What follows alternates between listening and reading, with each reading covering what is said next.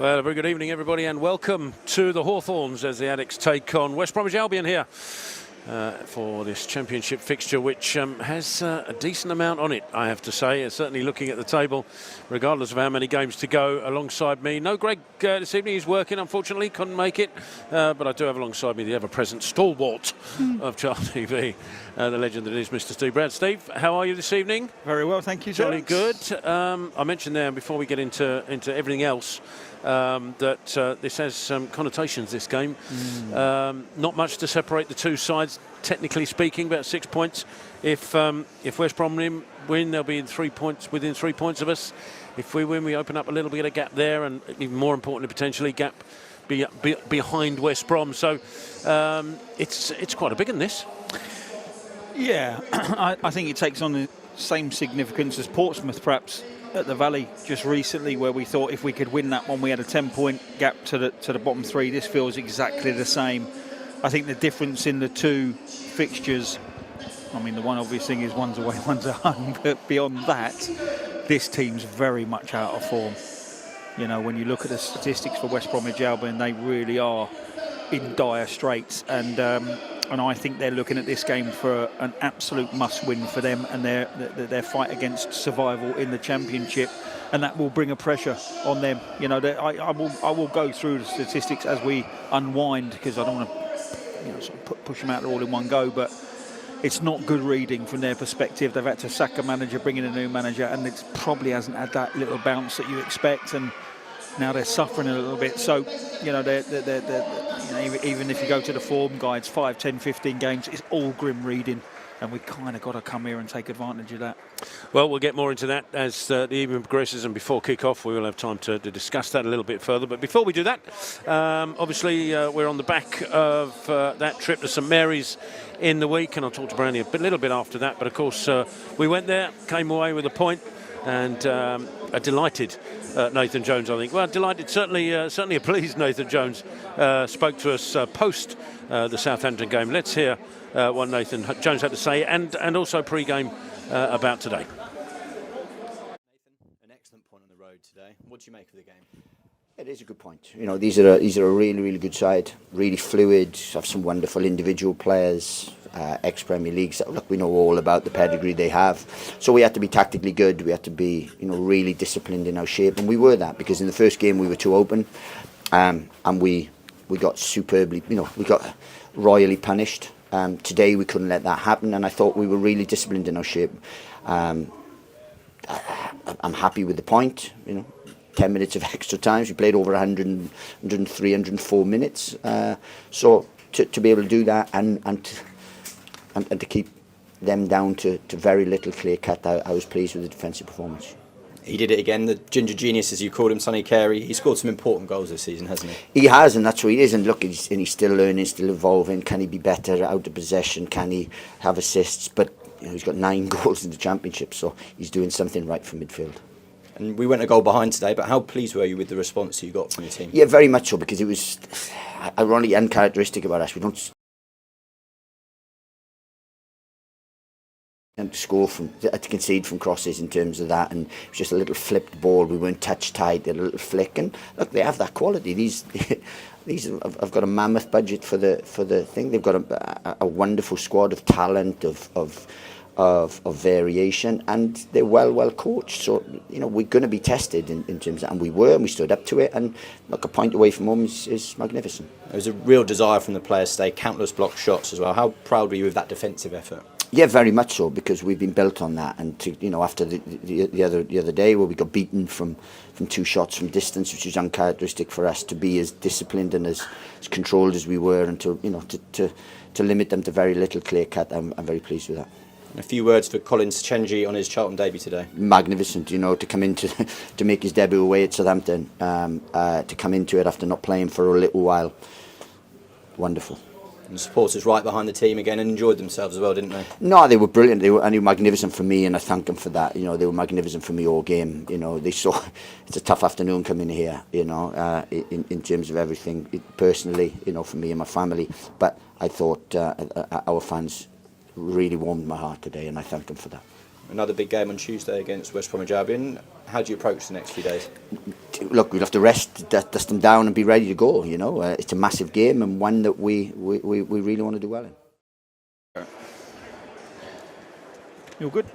So there we are. That was Nathan Jones talking to Charlton TV straight after the game against Southampton and looking forward to this evening's fixture. Delighted that we've been joined by Charlotte Richardson alongside us. She can't talk, actually. Well, she can talk, but she just can't. She hasn't got a microphone. We'll get to that in a minute. But also after the game against Southampton, which I think everybody enjoyed. Certainly everybody who was there and everybody who was watching or listening to Charlton TV enjoyed, was debutant Collins Sinchenje, who had a great game down at St Mary's, and he also spoke to Charlton TV after the game, and let's hear his thoughts.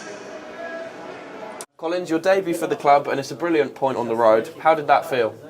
Yeah, it feels amazing to be on the pitch and help the team to get a very big point for us. So it's a step to keep working and, yeah, to focus on Tuesday game. So It's your first minutes in English football. How did you find the game overall?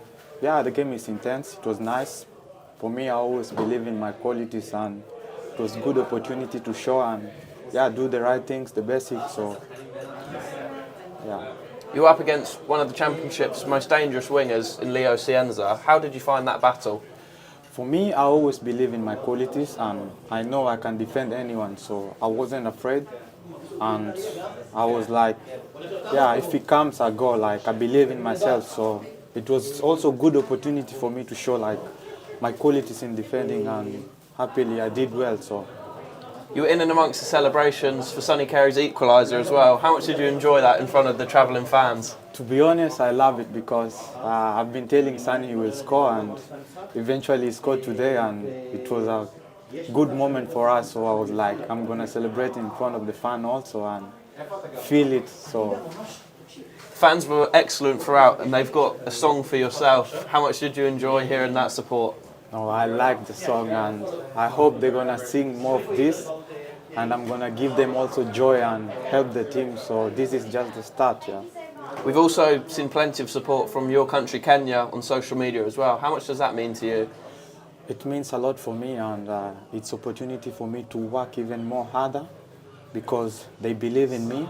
So I believe in myself, and I must do everything to achieve my success, and I'm hungry every day. So this is what I'm thinking, and it's step by step. So It's a quick turnaround with a trip to West Brom on Tuesday. How much are you looking forward to getting back out there again? yeah, the thing is to recover quickly, to focus. Now the game here is finished. I try to forget, and yeah, when we're back at the facilities, focus on West Brom and keep working because this is history and it's finished. So.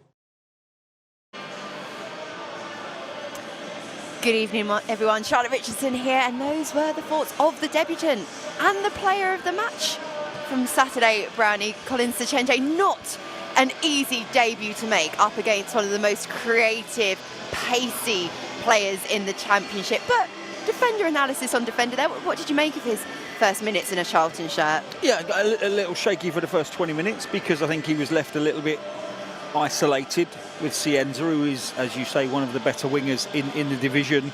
I'd have liked to have seen a little bit more protection from perhaps Kane in the first 25 minutes because you're talking about our guy that's 22, giving him his debut at one of the toughest fixtures away from home on the calendar against one of the best players in the league in that wide left position. And that showed for about 20 minutes. But I thought once he got up and running, once we dropped Kane back into the right spot in terms of where he should be, allowing their left back to have the ball and not Cienza attacking him, he adjusted quite well. I thought he got tight to Cienza after that, particularly up around the halfway line. I thought he grew into the game. I didn't see anything wrong with the second half performance whatsoever. And once he got to grips of the pace and once he got to grips of Cienza and we doubled up that inside channel, it became a really solid opening performance. You know, this is a guy changing leagues, changing countries, 22 years of age, and we put him in a game away at Southampton. So I think he adapted incredibly well come the end of the 90 minutes. I've got a huge amount of admiration for him because exactly as you outlined there, he has to settle into a completely different culture and into a new country, a new city, and then bang, here is his Championship level for you. And another point I think it's worth making is he got a yellow card, didn't he? I don't know if it's the first or the second half, but to have the discipline to then see out the game and make sure you do what was required. I was a little bit nervous when I saw that caution come up. Brownie, the team news is in, and we've seen a couple of changes from the Addicts, including Sechenje coming out of that starting 11. Probably tactical, but probably also just a case of managing his minutes. Was that a change you anticipated ahead of kick-off tonight? Yeah, I didn't actually sort of think one way or another whether he'd be stopped because he came off with cramp, and cramp can go one or two ways. You can recover really, really quickly. The next day you're absolutely fine. You train absolutely the same, or it actually affects the muscle around it, and you can't get rid of it, and it stays true. We don't know what the circumstances are. This could be a tactical move for all we know. It could be brilliant debut, well done, but we just, you're coming into a championship outfit, and we're just going to rest you down. I thought there'd be one or two that might not make the starting lineup based on that. I thought Connor Cody might just assess where his body's at. You got to take into account senior players and how much football they've had this year when you get 3 games in a week effectively. So yeah, I mean, again, without being at the training ground, without seeing the data, without having discussions with the individuals that we're talking about, a manager has to make his decisions based on those conversations, which we're just not privy to. But yeah, I mean, Miles going back up front with Dykes is another situation. Did I call that one? Not particularly, if I'm honest with you. But again, I'm not at the training ground. The options are building, which is quite nice. And I guess one of my observations from afar was seeing Kane Ramsey playing in that more advanced wing-back position rather than in the centre-back role. We imagine he will go back alongside Loy and Bell, and Harry Clark will be offering that balance. Harry Clark, let's talk about him a little bit, because I think some of his deliveries have been brilliant. And that combination of him on the left and Chambers on the right, I imagine with 2 very imposing aerial threats. Might we see a lot of deliveries on first sight tonight, do you reckon, to try and break the deadlock? Well, it would be criminal if we don't load the box with crosses when you've got 2 guys at 6'2" and 6'6", and one is particularly good at manoeuvring centre halves into position to win the header. One's still learning his trade. But what I would say is that that would be undermining your tactics somewhat if you don't start delivering crosses into a box that's loaded, with Sonny Carey breaking into it as well. Can we get the opposite wing back round if we are? That's tough to do, but yeah, I mean, it would lead us to think that that's what's going to happen. If we don't, then that's on us to adjust our tactics accordingly. But yeah, I'd imagine we're going to go a little direct at times and win the knockdowns, and I don't have a problem with that. We are fighting to stay in the championship. The bit that I will be critical of is if we don't set up in the manner that's benefiting that system, i.e. we drop to receive off the back line and go long.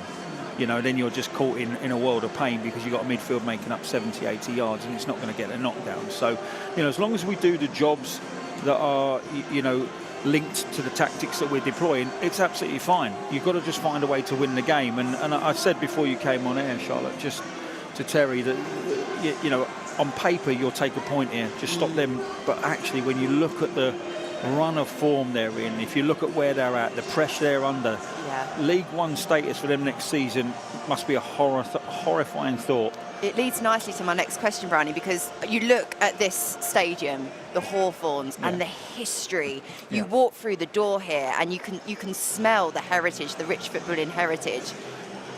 Do we put tonight in the 6-point bracket, or is it too soon? We're not quite at that business end, but it has that ring about it, doesn't it? Okay, so you judge a 6-pointer by the impact it has on each team, right? So if we get the 3 points, people won't like me saying this, I think we're good to go anyway, but I think there's enough games for us to pick up the points required to stay in this league. But this will go an awful long way to relax a lot more people when they see the league table tonight. There's 3 tough fixtures for the guys below us, right? And I don't anticipate actually any of them winning. Blackburn might beat Bristol City. They've had a little resurgence, but Bristol aren't in great form. But still, that's still a tough game for them. So if we can manage to find a win here, there's a 10-point gap, or there may be a 10-point gap, and that, to me, is insurmountable. And if West Brom lose, it's a world of pain for them. It just continues. And I'm looking around the stadium here tonight. This is really empty for the Hawthorns at this stage of proceedings. 15 minutes to go.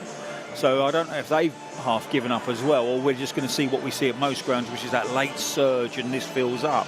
But, if West Bromwich Albion win, and I believe they need the win far more than we do in the current situation, it then leads itself towards it is a 6-pointer, because it will make a huge difference to both sides if they win the game. It's fascinatingly poised, because for Charlton, being the playoff promoted side in the Championship, most weeks being the underdog, but when you look, as you mentioned, Brownie, West Brom's form coming into this game, the pressure that is on Eric Ramsey. They had a goalless draw against Stoke, which I had the misfortune of having to watch. It was absolutely dire, but the food in the media suite was good. Can you believe we've got about 10 minutes into this broadcast and I've yet to bring up the subject of food? But anyway, we'll talk about that later. Which is I have lovely. to try and make amends. But yeah, a point against Birmingham, yet to win under boss Eric Ramsey. 8 games in charge. The 2-0 loss to Coventry, I think, summed up all the woes that they're going through. 3 draws, 5 defeats, and no goals in their last 4. It's really important, and I sound like a broken record every time I talk to Nathan about it,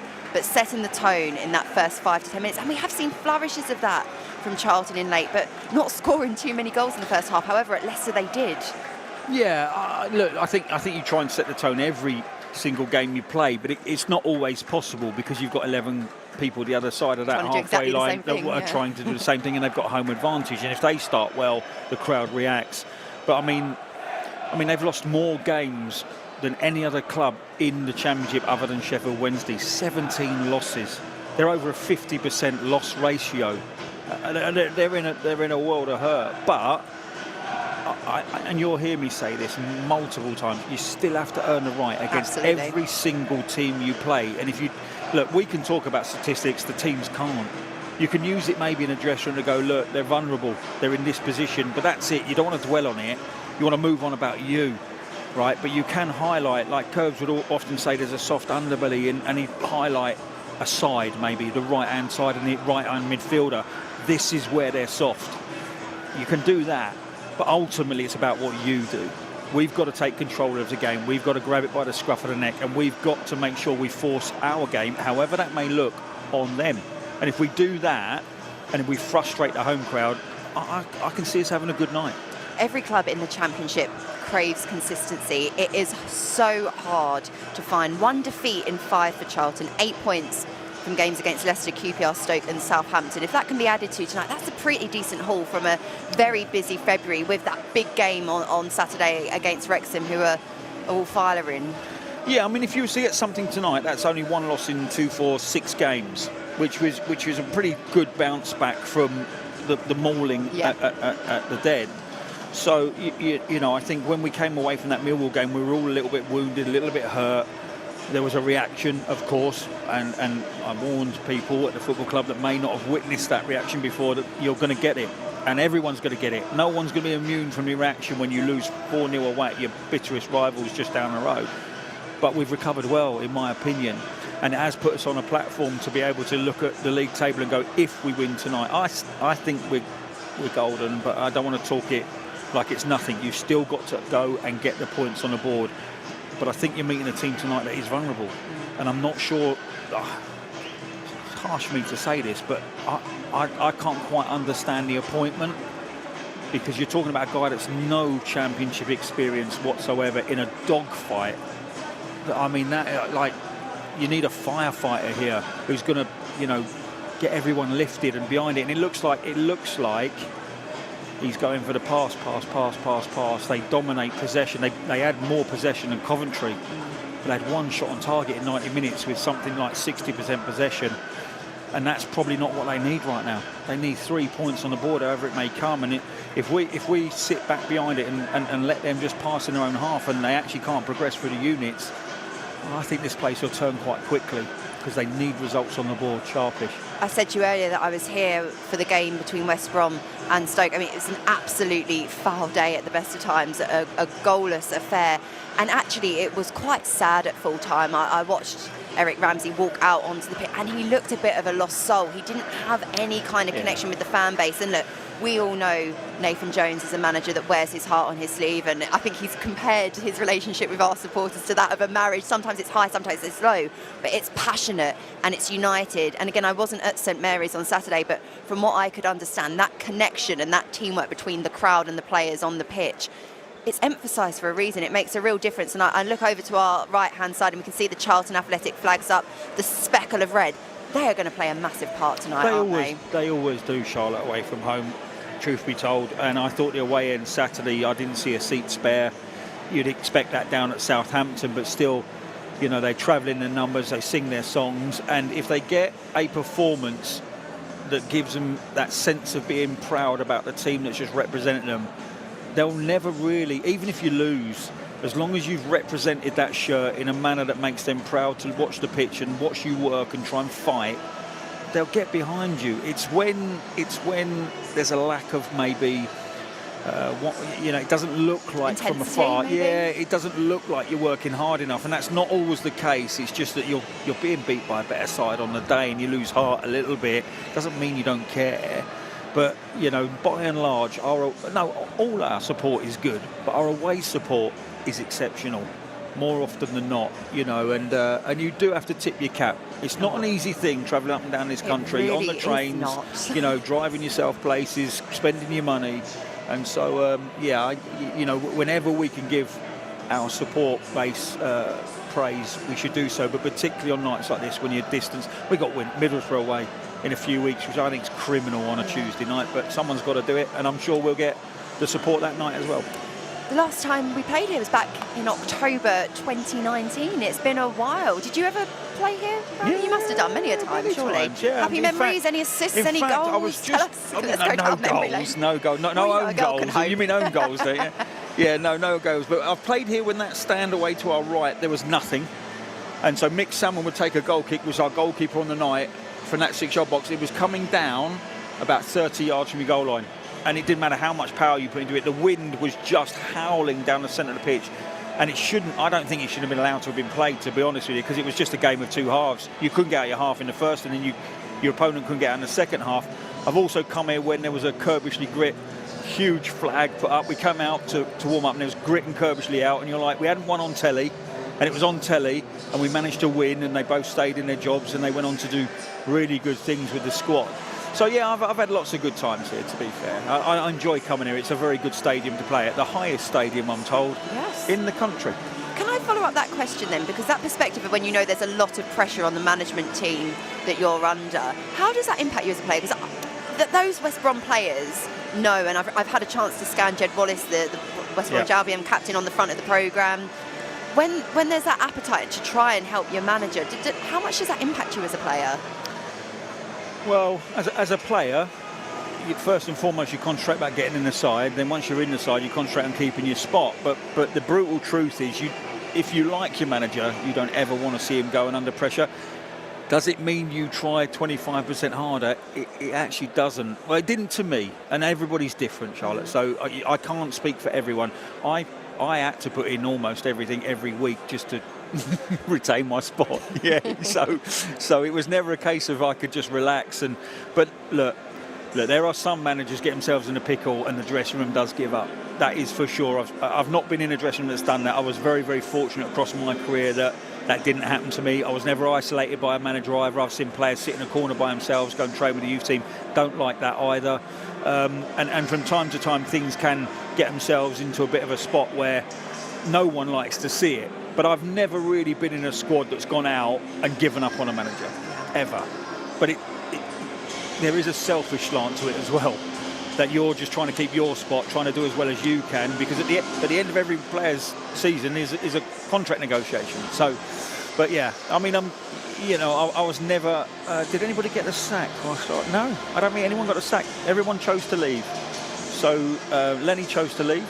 Curbs then was the manager, and then Pards chose to leave Reading to go to West Ham. I was never at a place where a manager got sacked. It's just a fascinating another layer to this evening's game, where there is that amount of pressure on the home team. And I'm not sure from a Charlton perspective so far this season, we've always kind of come after a sacking, haven't we? And there's definitely been rumours of whether Eric Ramsey would be in post for tonight's game, and we can see. But that tells its own story. Exactly. They've given him a 2.5-year deal. They pulled him out of Minnesota. He was at Man United.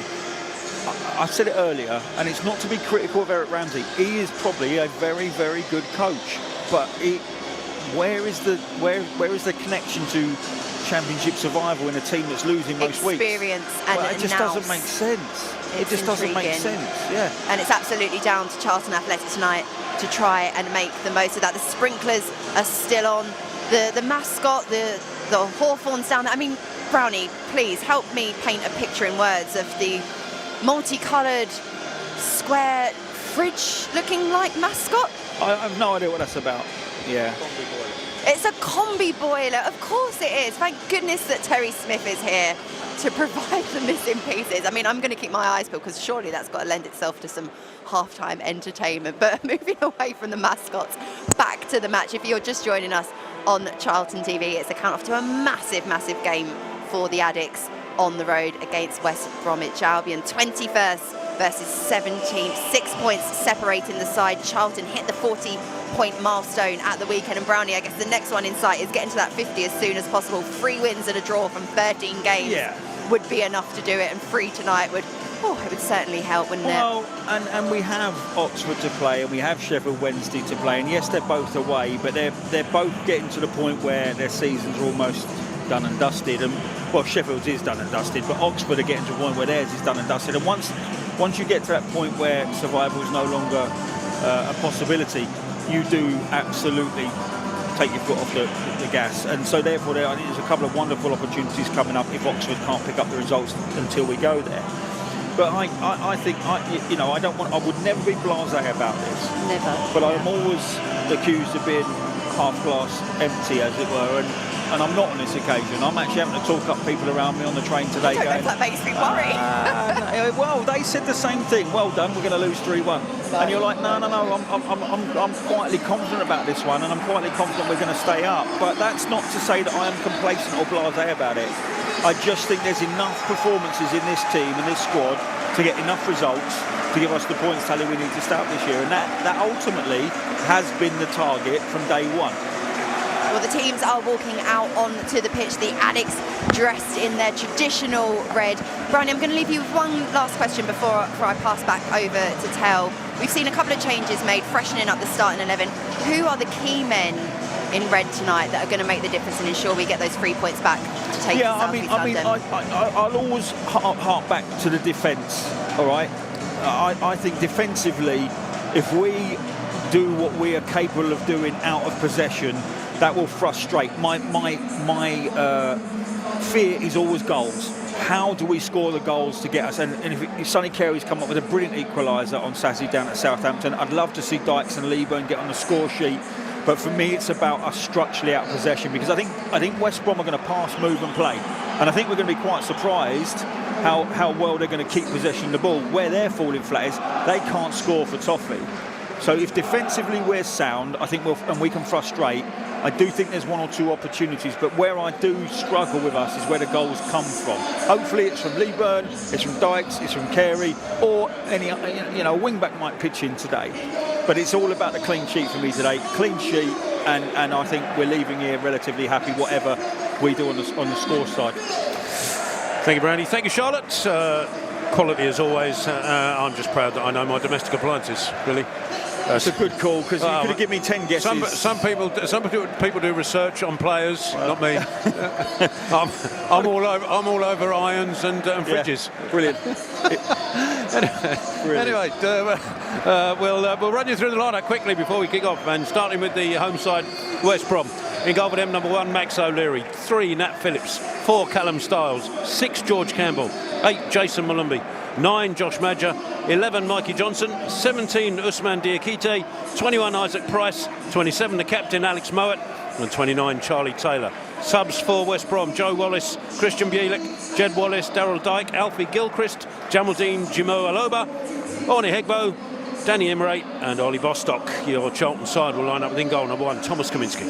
2, Kane Ramsey. 5, Lloyd Jones. 10, the captain, Greg Doherty. 11, Miles Leaburn. 14, Sonny Carey.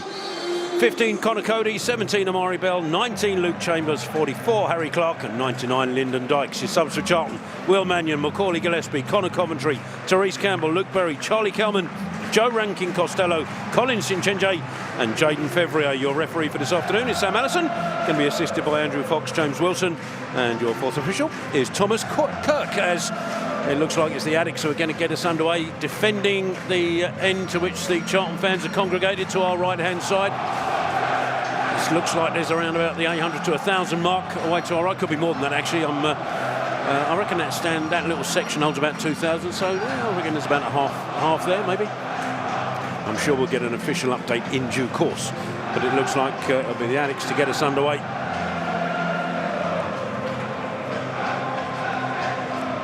There's the Charlton fans you can hear in the background as Sonny Carey goes back to Kaminsky, who launches it forward towards Miles Lieburn.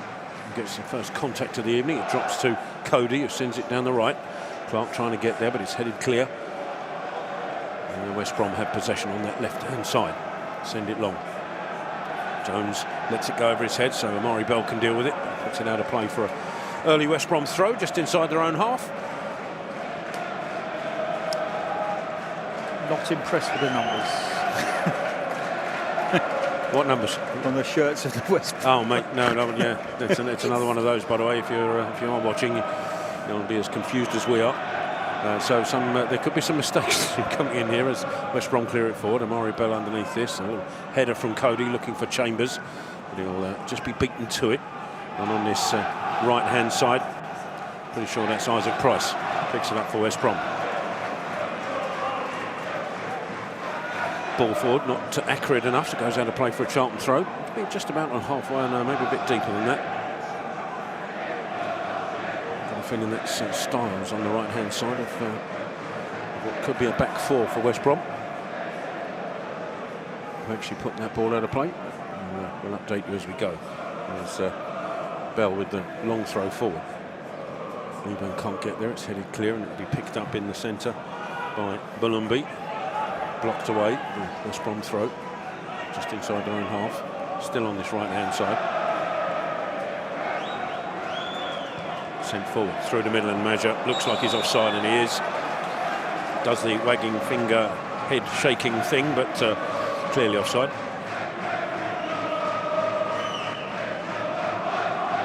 And as you can hear, it is the Charlton fans away to our right, making all the noise here early on at the Hawthorns.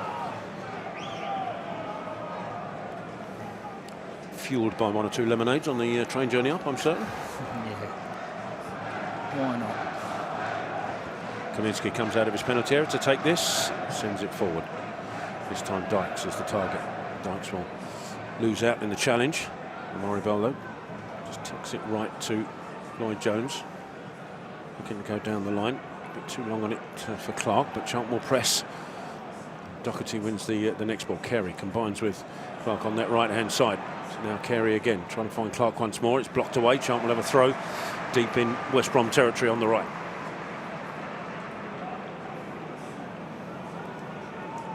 Sonny Carey looks to preparing to launch this into the penalty area as Lloyd Jones and Amari Bell go forward. Oh no, Amari Bell's dropped back, I beg his pardon. Ken Ramsey instead goes forward as Carey winds this up, sends it into the penalty area. So flick on, Ramsey trying to get there, but I think the ball had already gone out of play. It has, it'll be a goal kick.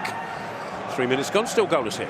Yeah, but not the worst start. We've at least pushed the ball into the West Bromwich Albion half and pressed high up the pitch and tried to keep them penned in, you know, which gets our fans cheering or at least singing, and the home support, which has filled up relatively nicely, but it's very, you know, sporadic, isn't it, in terms of there's lots of empty seats, but they're really, really quiet as a home support. Price wins out in the tussle with Chambers, goes down the line. Chambers gets back on it, and Mark Bell did superbly well to just prevent Malumbi getting on the ball. And Mario Bell in possession. Tries to go down the line, this time Malumbi blocks the ball away. He's complaining his shirt was pulled, referee telling him to calm down. Yeah, it's interesting actually where Malumbi's playing, because he's a central midfielder by trade and he's actually off a margin of striker. I'm not, you know. Yeah, he's been playing a right side of a central too, so he's a little bit further forward this evening. He is, yeah. It's almost like they've got this 4-2-3-1 system, and Malumbi, who I thought was going to be part of the two in front of the back line, is suddenly up alongside Marjorie, the centre forward. Well, West Brom have it back, and it is that man Malumbi, this time being tracked by Cody, forces him out to Price. Inside it comes to Diakite. Back to Taylor. Diakite again. This time goes back to Phillips. Sends it forward, but too far ahead of Marjorie, and Ramsey will pick it up for Charlton. Ball out to Bell to put him in a little bit of trouble, so he goes instantly back to Kaminsky. Edge of his penalty area, Kaminsky drills it forward up towards Lieburn. chest control into the path of Carey. Does well to shield the ball. Gets it back to Ramsey. Now Lloyd Jones. Bell peeling away to his left, but uses him now. Bell's going to have to release this before he gets pressurised, and the ball forward up to Dykes, and Leeburn have just illegally levered Campbell out of the way. Nathan Jones was overly impressed with that decision as West Brom take the free kick, switch it across to the opposite side. Back on the left with Styles. Forward in through the middle. Diakite. Runners ahead of him. West Brom taking on Charlton on their left-hand side. Ball infield to Mowat. Charlton back in numbers, just holding West Brom at bay momentarily. That's good foot in from Clark, wins it back. And chipped down the line by Carey, looking for Dykes. He'll get something on it, but Doherty eventually, trying to catch up with it, just beaten to it with a sliding challenge, and West Brom will come forward. Price on this right-hand side. Behind him, Diakite. Into the centre. Mowat. Bringing it forward, Mowat into the edge of the penalty area.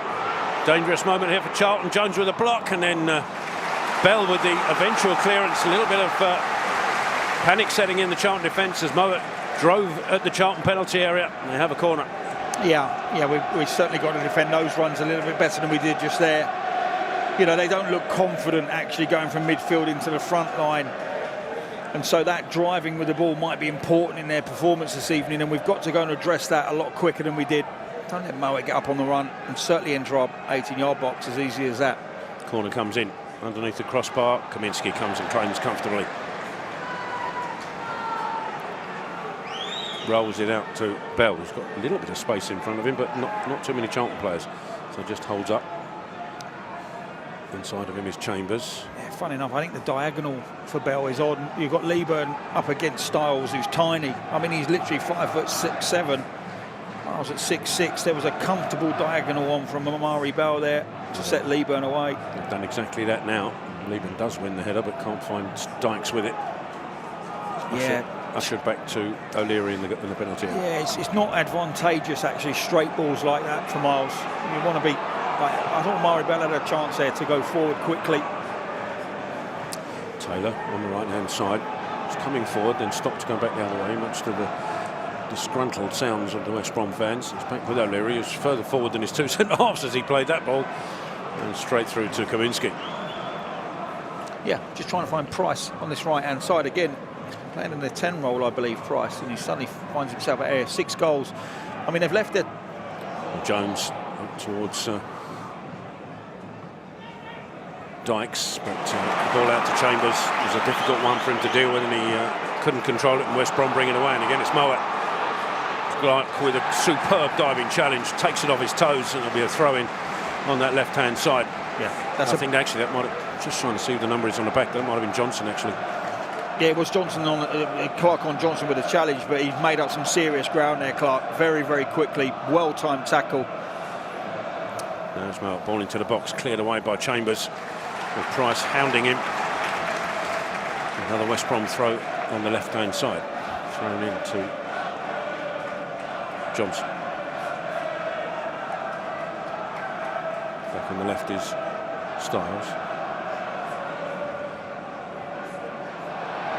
Ball from Campbell back out, looking for Styles again. Put too much on it, it's out for a Charlton throw. Yeah, if you want to have a look at the importance of weight of pass and direction of pass, that last attack for West Bromwich Albion was actually, they were in a great position, and the ball out to Johnson's left behind him, and there's a really interesting bit of footage there. Clark's recovering from the halfway line, and because that pass is just slightly behind, that allows him to make up that 10, 12, 15 yards to make that challenge, and it goes a little bit under the radar, you know, and that's what really does set aside good sides from ones that are struggling. That pass should have been in front, allowing Johnson to go onto it and attack our box. And Cody can't get there, and Jones slipped at the vital moment, and he's going to be accused of dragging back Madja in the process in the second challenge and gets booked for it. But the ball forward, just because Lloyd Jones slipped. It allowed, and the Cody couldn't get to the ball. It allowed Madger just instantly to turn. Jones did get back at him, but was accused of pulling him back in the process. Booking for Lloyd Jones and a free kick to West Brom. Is that a booking? Oh dear. Centre-half union and all that, but I mean, is there enough in that to be a booking? West Brom free kick about 10 yards inside the Charlton half. Central position, swung across to the opposite side of the penalty area. There's a flick coming in there, but there's an offside flag as well. The flick was off Phillips, and he was claiming it was a West Brom throw. Either way, it's offside. Charlton have a free kick, and with 10.5 minutes gone, still goalless here at the Hawthorns. As Kaminsky prepares to take this free kick away.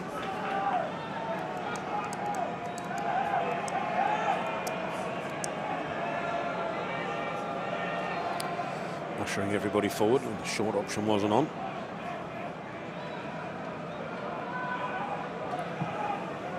Kaminsky looking for Lieber. Get something on it. Dykes gets there first as well. What? Oh, he's lent into that, no? I think he's given that for a high boot. You know? Yeah, he has, and I think he's lent. That's nonsense. He's having a bit of a funny turn, the referee, at the moment. Okay. It was waist high, that ball. Not even that. How strange. And let's hope that's not the talking point of the evening. As West Brom take the free kick, work it back to the keeper O'Leary. Out to the right-hand side now. Long ball drilled forward, but Cody will just let that go past him and through to Kaminsky. Yeah, and there's the first real sign of deflation around West Bromwich Albion. More depressingly at the moment, Lloyd Jones has just gone down. It was after that slip that resulted in his booking. He turned on his ankle. He's had some problems there early in the season. He's just struggling a little bit with that left ankle. Is Lloyd Jones, and getting some treatment now, and Colin Sinchenjo starts his warm-up. The wrong direction, according to the linesman, sends him back the other way.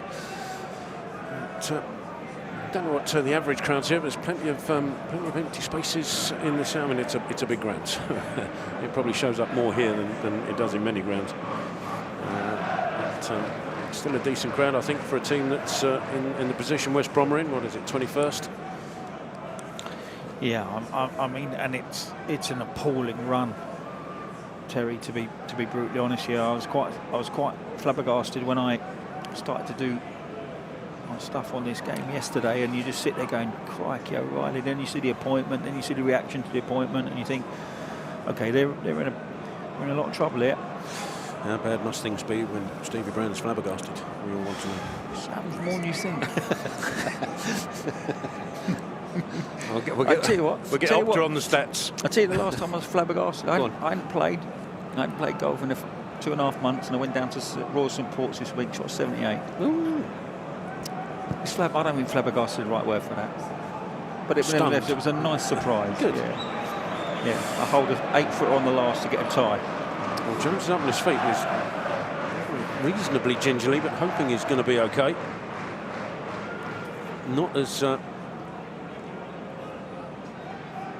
fluently mobile as we'd like to see, but gingerly walking across the pitch to stand on the halfway line before he's allowed back in. I heard recently that FIFA are going to try and double the amount of time players stay off the pitch. West Brom under Isaac give the ball back to Kaminsky. Yes, so from 30 seconds to a minute, I've heard. Well, bless them. Yeah, they must be very, very busy behind that little desk. Come up with those absolute gems. I don't like it when it's a foul on the player. Yeah, exactly. I can't get my head around that. You get fouled and you have to go off. It doesn't make any sense to me. Dykes does superbly well to hold the ball up, but then the ball back to Doherty. And Doherty swings it across and gives it straight to Isaac. Brings it forward. That's well intercepted by Amari Bell as Madger was closing down on it. Chambers, lovely touch from Bell into Doherty. Doherty on a run down the left-hand side. He's going to need help here.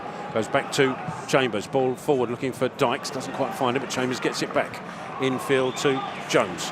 Ramsey to his right. It's going to be under pressure, Ramsey, straight away. So has to release it across to the left. And Bell, who's in slightly more space, can bring it forward if he chooses to.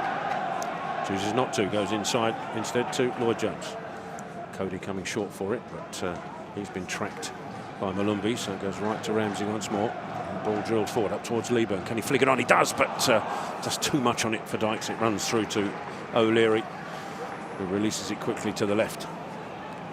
Clark can't keep up with the ball. And, almost gave a foul away in the process on Styles. West Brom have still had possession. It's with Johnson on the left, taking on Ramsey. That's a great challenge from Ramsey. No, it's a goal kick. Stop it, referee. Oh, come on. Even from up here, that was such a clear goal kick, and he's given him a corner. Oh, that's just criminal. And he wasn't far away either.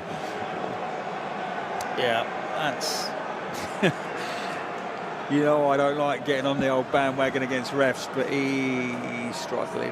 That's not even close, though. No, it's bounced up and off the knee of Johnson. Yeah, it's done now anyway, so let's defend the corner. Corner on the West Brom left in front of the scoreboard. Swung in the near post, cleared away by Clark, and Lieburn then heads it up in the air. Campbell with the next header, still hovering around the Charlton penalty area on the West Brom left-hand side. Doherty this time with the challenge does superbly well. Outstanding defending by the Charlton captain.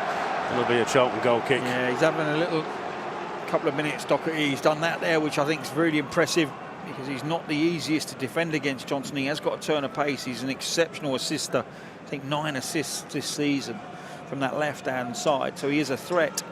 But also in build-up play just a minute ago, Chambers with the ball in the left wing-back position. He made a lovely run off the shoulder between the units and received to go forward, which helped the wing-back out no end. He didn't have a ball on.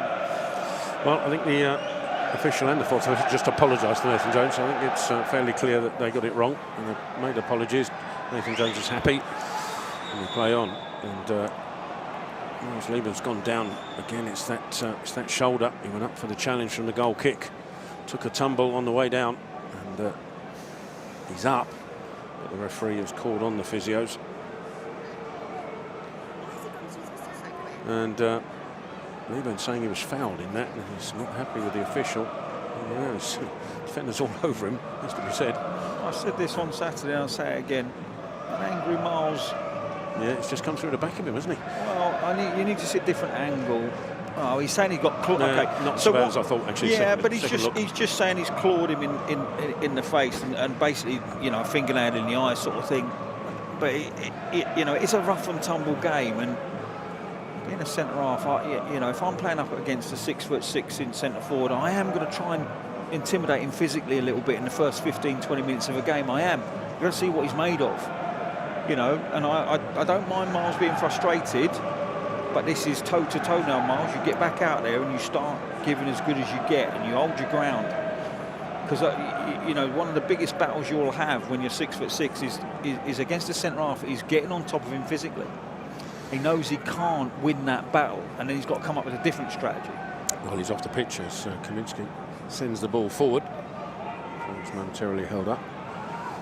Ramsey with the header forward, headed back towards the halfway line. Malumbi with the touch, but Doherty steps in, wins it back for Charlton. Murray Bell in the centre circle, looking for options, and immediately available. Of course, Charlton down to 10 men at the minute.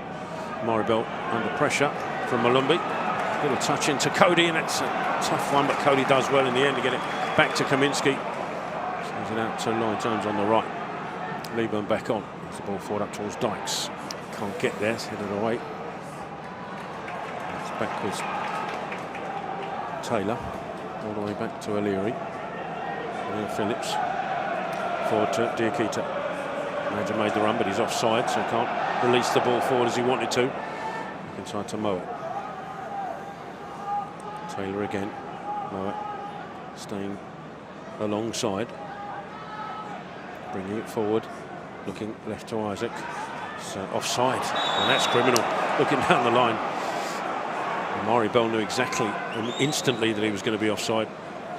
Decision Charlton's way. Worked back now to Kaminsky. It's going to be under pressure from Mowat, so from Malumbi. So goes long, looking for Clark. Goes above Clark and away for a throw-in. Yeah, you don't mind Kaminsky going to Clark, because across their backline, Styles is the tiniest by some distance. I just wonder if we can get a centre forward peeling on the outside of Taylor, the left side of centre half, on the inside of Styles, because at the moment we're going straight down the throat of the two centre-halves, and they're actually winning the majority of the aerial battles. We have had 1 or 2 flick-ons that we haven't managed to get on the end of, but those days seem to have gone, where you look across the back line, you see I can't say what I was going to say there, you see a smaller player out on the left-hand side, and you go and pick on him, height-wise. We were all about to be flabbergasted then. But, I controlled it. I pulled it back in, Terence. Again, West Brom go long from the free kick, and that probably should be a corner, and Charlton get a goal kick. Yeah. Sense of humour behind the goal. All right. He's having a great morning, isn't he? Great evening, the referee. At least he got it right. Ramsey, I'm not sure he did. I thought Ramsey put that out. Oh, did you? Yeah. Sorry, that was. I thought the sarcastic chance. No, actually, the sarcastic chance is that should have been a corner, I think, and we've got a goal kick out of it. Yeah, it's addressing the balance. Referee Sam Ellison. The best opening 20 minutes of a football match, I suspect. It's a Charlton goal kick which Kaminski takes forward. Liban comes short to try and get there. Deflects out to Ramsey, heads it forward. Clark can't get there, but Carey does. Now tries to send Clark away on that right hand side. It might have too much on it. It hits the corner flag and stays in. Clark on the ball, tries to swing it across. Diakite with the important header away. Doherty was lurking. West Brom still have it around the edge of their penalty area.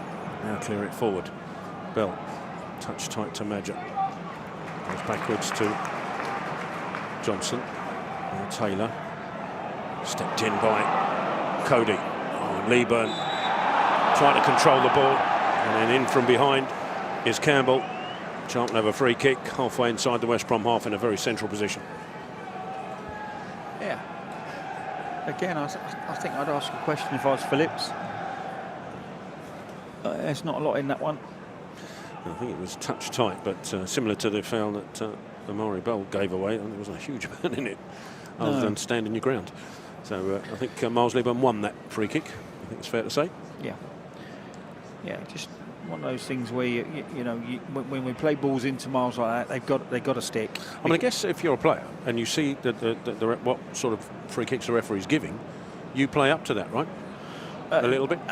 Yeah, the more nifty, nimble players will tell for sure. Chambers, free kick goes right to Carey, who sends this ball deep, looking for Ramsey, who gets his head across. Ramsey, no Charlton player there, it's cleared away, but it's only cleared away to Amari Bell, who lifts it back into the penalty area, cleared away up once more.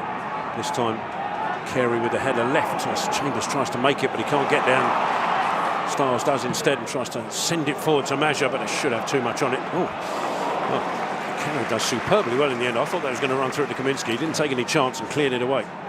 Now Bell back to Doherty. Can't go back to the keeper because, he does, even though Kaminski's covered off by Madger. And now he's in trouble, Kaminski. And that's a miscommunication at the back for Charlton. Yeah, but it's on his weaker foot. He didn't like that. But the ball actually from Doherty was a massive diagonal to Clark on the right-hand side. It's a tough ball, but that was the only ball he had on, really. West Brom take the throw in. It's Campbell. Out right, back inside now with Phillips. Inside to the centre, and Taylor's been pressed by Leeburn, so has to go back to the keeper. It's good work from Miles Leeburn, but now it's out to the left-hand side and Stiles with Leeburn pursuing him. It's good work from Miles. Out now to Johnson, goes back to Taylor. Crossing into the centre is Phillips. Dykes just closing off the forward option. It's out to the right-hand side and Campbell now. Campbell bringing it forward. Doherty for company. Inside of him is Mowat. Mowat back out to Campbell. Little touch forward to the right-hand side. And Isaac, that's an important interception from Lloyd Jones to clear it away. And then the further clearance sends it back into the West Brom half. And Taylor will guide it back to his keeper. Hugely important clearance from Lloyd Jones. West Brom come again on the left. Stiles out to Johnson. Johnson cuts in on his right, then goes back out to his left. Ball into the box. Avoids everybody. Mowat's going to have to scamper across to try and keep this in, and does. In support of him is Campbell. Back to Mowat. Diakite in the centre. Mowat again on this West Brom right-hand side. Right the way across into Taylor in the centre circle. To Stiles. Don't think that was intended for him, but he took it. Now Mulumby, Styles once more. With Johnson out to the left. Johnson taking on Clark again, this time on his right foot. Back out to his left again. Ball back across. Phillips trying to get there, does get the header. I think it took a deflection of a Doherty, which took the pace off it and allowed Kaminsky to save. Yeah, I mean, he's climbing over bodies to make contact with that ball at the far post. It is Campbell, the right back for West Bromwich Albion, and that just takes the sting out of the header, and it's a comfortable save for Kaminsky. But Johnson growing into this game looks a danger on that left-hand side, and we may just have to think about doubling up, because that's twice Clark's bitten and gone for the dummy, and the cross on the right foot sucked in, tried to stop it, and Johnson's away down the line. Dykes does well to win the ball forward, and he's combining with Chambers. Now tees up Carey. Carey shooting opportunity, takes it, and might have taken a little deflection, but O'Leary had it covered. One into the other. Yeah, I think he had a slide pass down the side to Leeburn. Actually, both defenders from West Bromwich Albion went to the shot, because they know Carey possesses a very, very good shot. But I think if you watch that back, there's a little moment there where Carey can slide it into Miles Leeburn, who would have been through. That was a late one. Ball cleared by the West Brom keeper. Ramsey touched it towards Clark, who got there first, and Taylor came in through the side. Just caught Clark, and it's a free kick to Charlton, and Taylor's in the book. Styles, rather, is in the book. Oh, is it? No, it is. I'm trying to think who that is now, actually. Numbers all over the place. No, I think it's Styles. Right, the first one. Styles with a yellow card. Charlton with a free kick. It's 15 yards or so inside the West Brom half on the right-hand side.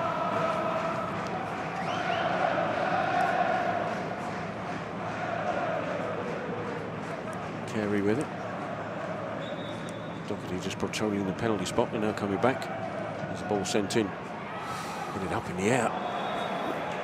There's an offside flag coming in, which prevents the panic that would have ensued from that ball header that went straight up in the air in the West Brom penalty area. So 27 minutes gone, still goalless here at the Hawthorns.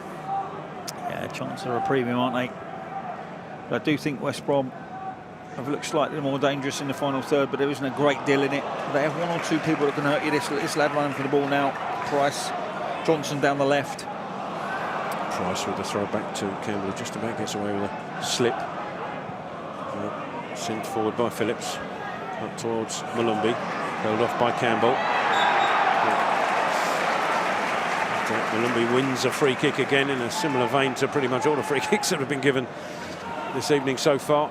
Not a huge amount in it, but he just persuaded the referee that he was being impeded enough to give the free kick. Yeah, once you get yourself caught square behind a player and they're backing in and you can't really get out the way, it's inevitably going to be given as a free kick against the defender, but it gives him an opportunity to load the box. Free kick, it's halfway inside the Charlton half, about 10 yards inside from the touchline. Price is over this, sends it into the penalty area. It's a deep one. Miles Leeburn back there, but goes beyond him a little bit. Does well then to block the attempted cross, and then gets a throw in for his troubles. Does it? Oh no, he's giving it the other way. I thought that came off of Campbell going across there.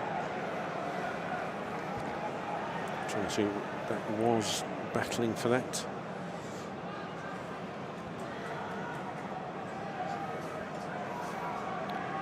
I think it was Campbell, and he's going to take the throw as well into the Charlton penalty area. Dykes with a header away. Leeburn will clear it further. Styles back there for West Brom.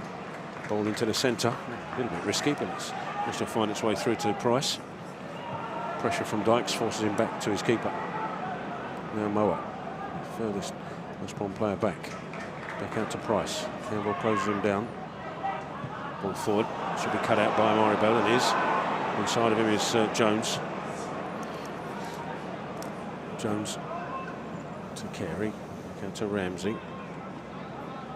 Jones has got Bell again to his left. Doherty ahead of Bell. Crosses Mulumby, so Amari Bell gets it back. Now Cody wants it. Could have turned Cody, but instead gives it back to Bell. You know, it's good for keeping possession, but there isn't a progression there. So it goes to Docky, it goes to Cody. There isn't any back foot taken looking to play to the next line or through the units or to a midfielder in an advanced position. It's just in and back. And John Jones with a long ball forward. It's cleared away by O'Leary, whose ball forward was read by Jones. He went to get there, blocked off by Madger. Charlton free kick. Quickly taken away to the left-hand side. Campbell with a touch towards Dykes, gives it back to Chambers. Chambers inside to Doherty. Now Cody. Looking forward, Connor Cody, but there's nothing immediately available, so it goes right to Lloyd Jones. Sends it forward, looking for Leeburn. Leeburn with the touch. Dykes gets there as well. Tries to go back to Leeburn. It's just blocked away. Can Doherty get there? Yes, he can. Oh, but his ball out. Looking for Ramsey. Just a little too much on it. It's away for a throw into West Brom. Hoping it would settle on the edge of the box there, didn't quite fall, but yeah, we're struggling to create an opportunity, aren't we? Ball forward from West Brom, looking for the run of Price, and he might get there after the clearance from Bell, and does. Back to the left-hand side, and cross in from Johnson, cleared away by Bell for a corner.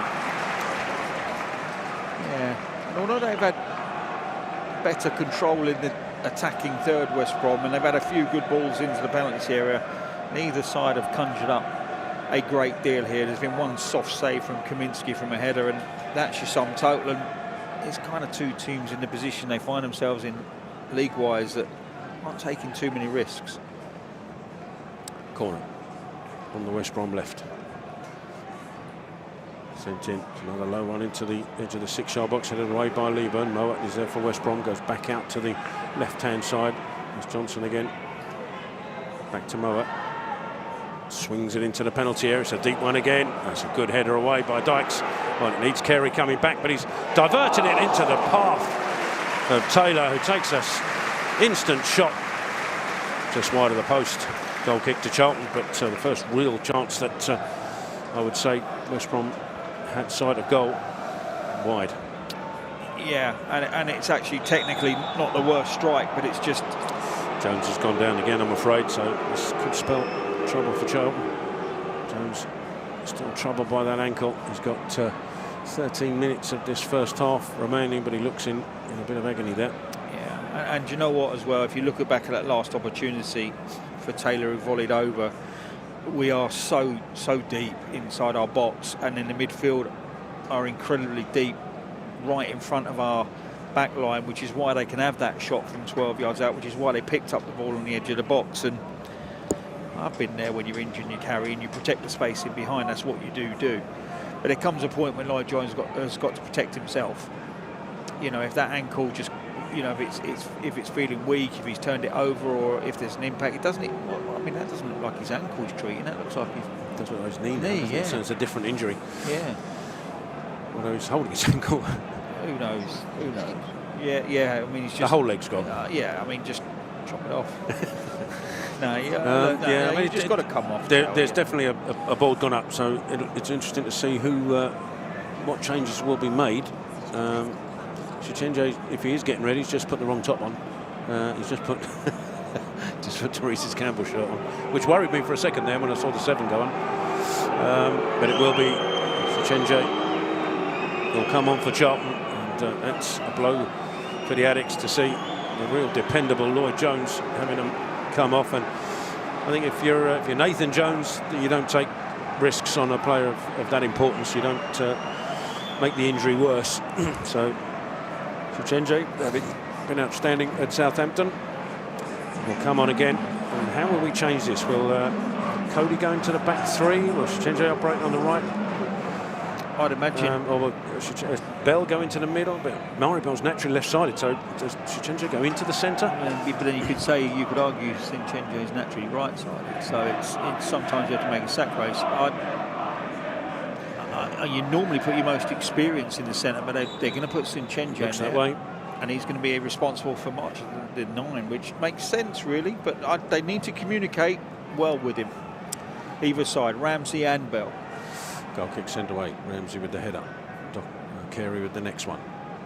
Headed left by Diakite. Clark was in there quick and almost released Leeburn, but was blocked away for a Charlton throw. Carey's going to take this on the right-hand side, 10 yards inside the West Brom half. A little bit of lull in the crowd after that injury as the throw goes across to Amari Bell. It's got a huge amount on for him. So to turn back, and still hasn't got a huge amount on, so it goes back to Sichenja. Sends it forward.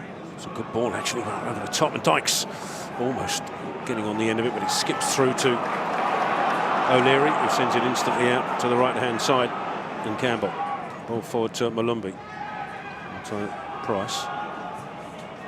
Campbell again. Out to Malumbi once more on the right. Trying to send Price on his Campbell on his way, but that's good work from Leeburn. Super work from Leeburn. It ends up being a Charlton goal kick. Yeah, he's tracked back a couple of times tonight, done a lot of work inside his own half. I like to see that from Miles.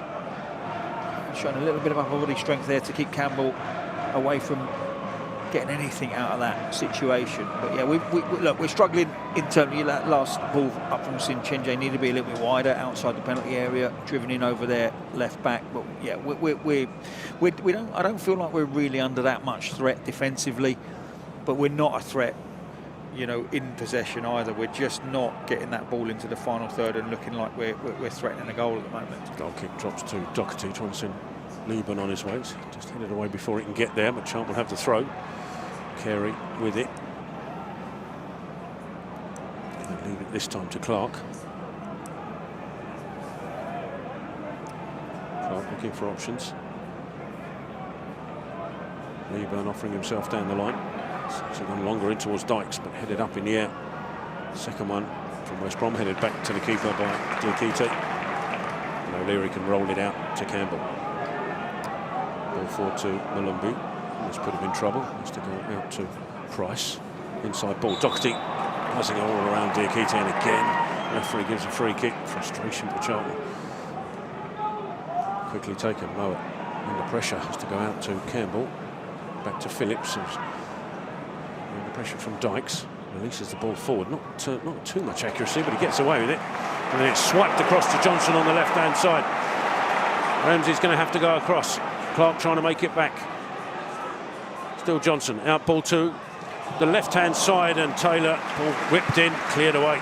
Yeah, brilliant position from Sinchenje. Drops into that near post area and makes a very good clearance. That was excellent play from West Brom. Good first touch back in the midfield. Brilliant switch of play on the front foot. It's out on the left-hand side again with Johnson. Bringing it across the pitch. To Campbell. Campbell. Price further outside. Back inside now to Mowat. Across to Taylor. Now Johnson. Fed by Styles, has to go backwards. Diakite also goes backwards to Phillips in the West Brom half, trying to switch it across again to Johnson. Does so. Clark not there. Cuts inside. Clark does Johnson. Now a little reverse ball out to Styles. Styles, ball into the box, deep one. Price scampering after it, as is Chambers. Goes back to Diakite. Diakite being forced outwards to Campbell. Ball through the middle, looking for Madja. Gets a touch, I'm not sure he was intending it to Mowat, but Chambers comes across, slides in, puts the ball out of play for a West Brom throw. Charlton just needing to settle after the loss of Lloyd Jones. And it's sort of given West Brom a bit of a lift as the ball gets thrown back to Phillips. Campbell again. And Phillips once more. Ball forward to Price. Now Mowat. Diakite as West Brom retain possession out to Campbell. Ball swung in. That's comfortable for Kaminsky. He's looking early for a quick release. Nothing available. Now he goes long. Looking for Dykes. It's a good ball as well. Dykes good chest control into Carey when he runs straight into trouble. Felt he was fouled. Referee thought otherwise. Carey's incensed with that. There's Mowat. Ball forward. Price with a good step over, but he's offside. Madja.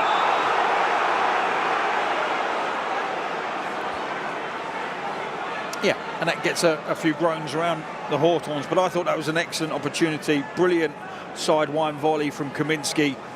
Super touch from Dykes into the path of Carey, and he just didn't have an idea of what he. I mean, ran into a wall. You're basically. better off pushing it 15 yards past and trying to out sprint rather than do what he did. But yeah, that was probably one of our most promising moves in terms of, you know, the ball out from Kaminsky, the touch and the support and the timing of the support from midfield.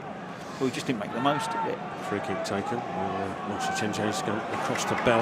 Just made him scamper backwards, so he's going to get it again. Chichenje on his right foot finds Kaminsky, who's didn't want to take a touch because Madja was closing him down. So just kicks it out for a West Brom throw. 40 minutes gone in this game. 5 minutes of normal time in this first half. Styles picks it up for West Brom on the left, inside to Diakite. Now Taylor. Across to Phillips. Further across to Campbell, back inside to Taylor. Malumbi coming deep for it. There's 2 balls on the pitch, which the referee's completely ignoring. And Cody with the header. And Charlton clear it forward, up towards Dykes. Doherty barrelling forward. Gets on the end of it, does really well. Not just once, but twice. Felt he was fouled again. This time the referee ignores it. Malumbi brings it forward. Out to Price. Price across into the middle and Styles. He's got Johnson out to his left. Taking on Clark again. Goes past him. Ball into the box. Cut out by Ramsey. And gets to the second one as well, really well. Oh, that's a dive in. The referee's given it West Brom's way, but that looked like a dive in from Johnson on Ramsey. It's a West Brom throw, though. Difficult to really tell from this distance. So the drilled cross goes straight to Kaminsky, but interesting to see how that tackle looked close up. It's 2-footed. Yeah, I don't think you can challenge like that anymore, to be brutally honest with you. But I mean, he's lucky he didn't make contact with Ramsey. I mean, yeah. And luckily he made contact with the ball, I suppose. There's Charlton with possession around the penalty area. Right now, Chichenje in the centre. Ball forward. It's a good one, actually, to Cody. Cody brings it forward. Was he fouled? He's given the ball out to Clark. And he certainly was fouled. The referee reluctant to give it. That's the first time. And he has eventually given it. But I think that's the first time we've had a ball played like that with purpose from centre-back through to a midfielder who's been able to turn on the back foot and play forward to another player. We really struggle to do that, you know, from defence into midfield and forward. He's done ever so well. The ref's given a throw. And it was either a Charlton free kick or a West Brom throw, and he's given us a Charlton throw. We don't make the most of it either. It's across the other side, and Price has picked it off for West Brom. It's a good foot in from Ramsey to win it back. He's trying to send Liban on his way. Liban, little touch, looking for Carey. Doesn't find him. Diakite steps in. West Brom have it back. Diakite across to the left-hand side and Moa. Further left is Johnson. There's an overlap here, but Johnson retains possession. Gets it on his right foot. Back to Styles. Johnson now to Moet. Charlton did that, defending really well, forcing West Brom all the way back to Taylor. Inside to Phillips. Chambers, Campbell rather, away on the right-hand side. Phillips just inside the Charlton half. Now right to Campbell again.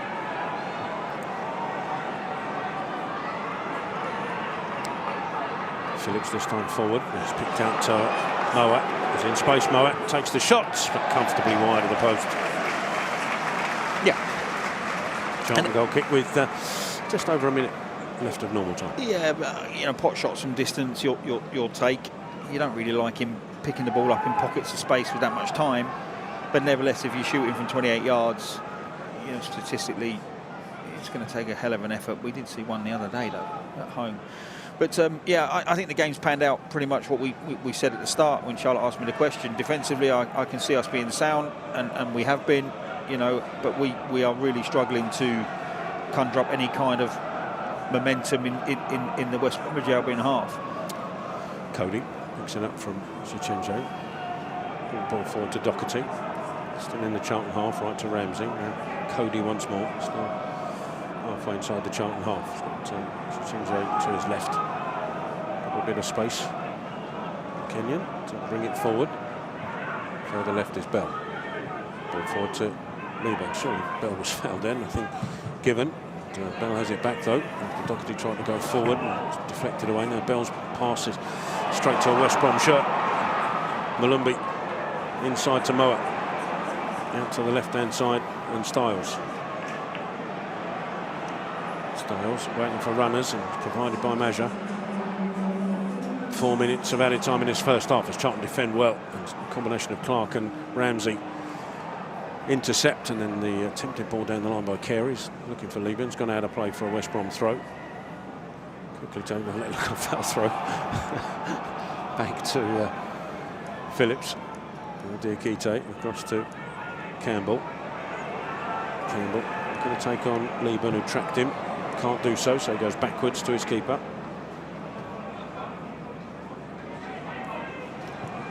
Ball infield to Price. Back to Diakite, who's going to switch it across. I'm looking for Johnson, but let's go straight to Ramsey. Cody for Charlton, looking for runners and provided by Clark on that right hand side. It's a great run as well by Clark into the corner. Oh, and a ball across, doesn't match it. So it will still find Liban, however, on the far side. Liban trying to take his man on. Well, just tripped at the worst possible moment, and the two players go to ground, and the free kick goes West Brom's way. Yep, and that passage of play, I think, sums up the first 45 minutes. Not the worst break down the right hand side, but the delivery in, not great. Then once we retain possession, there is a really simple ball back from Liban to a supporting player. It's not taken, and then you get that little bit of comedy at the end, the free kick West Bromwich Albion, and it's, yeah, it depends whether Nathan Jones wants to try and grab this game by the scruff of the neck and take the lead, or he's happy all the time it's 0-0. So I guess that's the equation. Well, West Brom moving forward now, and the ball forward from Price looking at Maja, and Chenjay does really well to get there first. Sprints across ahead of the West Brom striker. Puts it out of play for a West Brom throw on this West Brom right-hand side.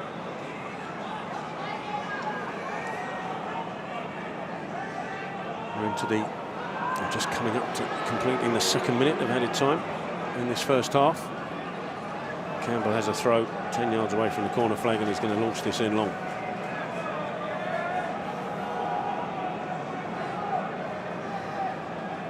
In it comes towards the edge of the 6-yard box.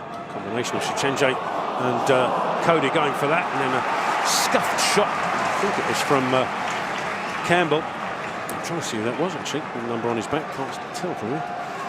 But it's might have been Phillips actually, and it skidded wide off a Charlton boot and away for a corner.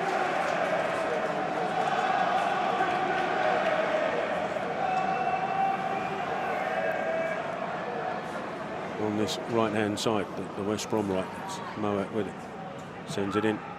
It's a deep one underneath the crossbar. Header comes in. Oh, it's gone in. Campbell, I think, with the header. And West Brom over the lead just before half-time.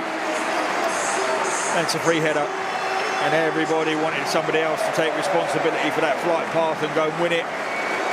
And I guess that's what happens when you take one of your main headers off and there's a little confusion on maybe who's picking up who. Maybe that's the issue. But nevertheless, you expect someone to grasp the flight of the ball and take responsibility and at least try and make an attempt. Very, very unusual to see a free header at the back post. And Charlton find themselves behind, and to be honest with you, it was a case of could we keep a clean sheet, because we've done absolutely nothing as an attacking side in this match so far. And now questions will be asked of the players on the pitch and Nathan Jones. He's going to have to change what we're doing out on that football pitch second 45, because we've not mustered up an opportunity of any note as far as I can remember. Correct me if I'm wrong, Tel, but we find ourselves behind in a game that has been not a great deal of quality. Well, Mari Bell from the restart tries to go forward. Malumbi upends the Charlton man, and it'll be a free kick to the Addicts. It's about 20-25 yards out on the left side, 10 yards in from the touchline. Chambers comes across to take it on this left. Can Charlton respond? before the break. We're already into added time in this first half. Chambers with it.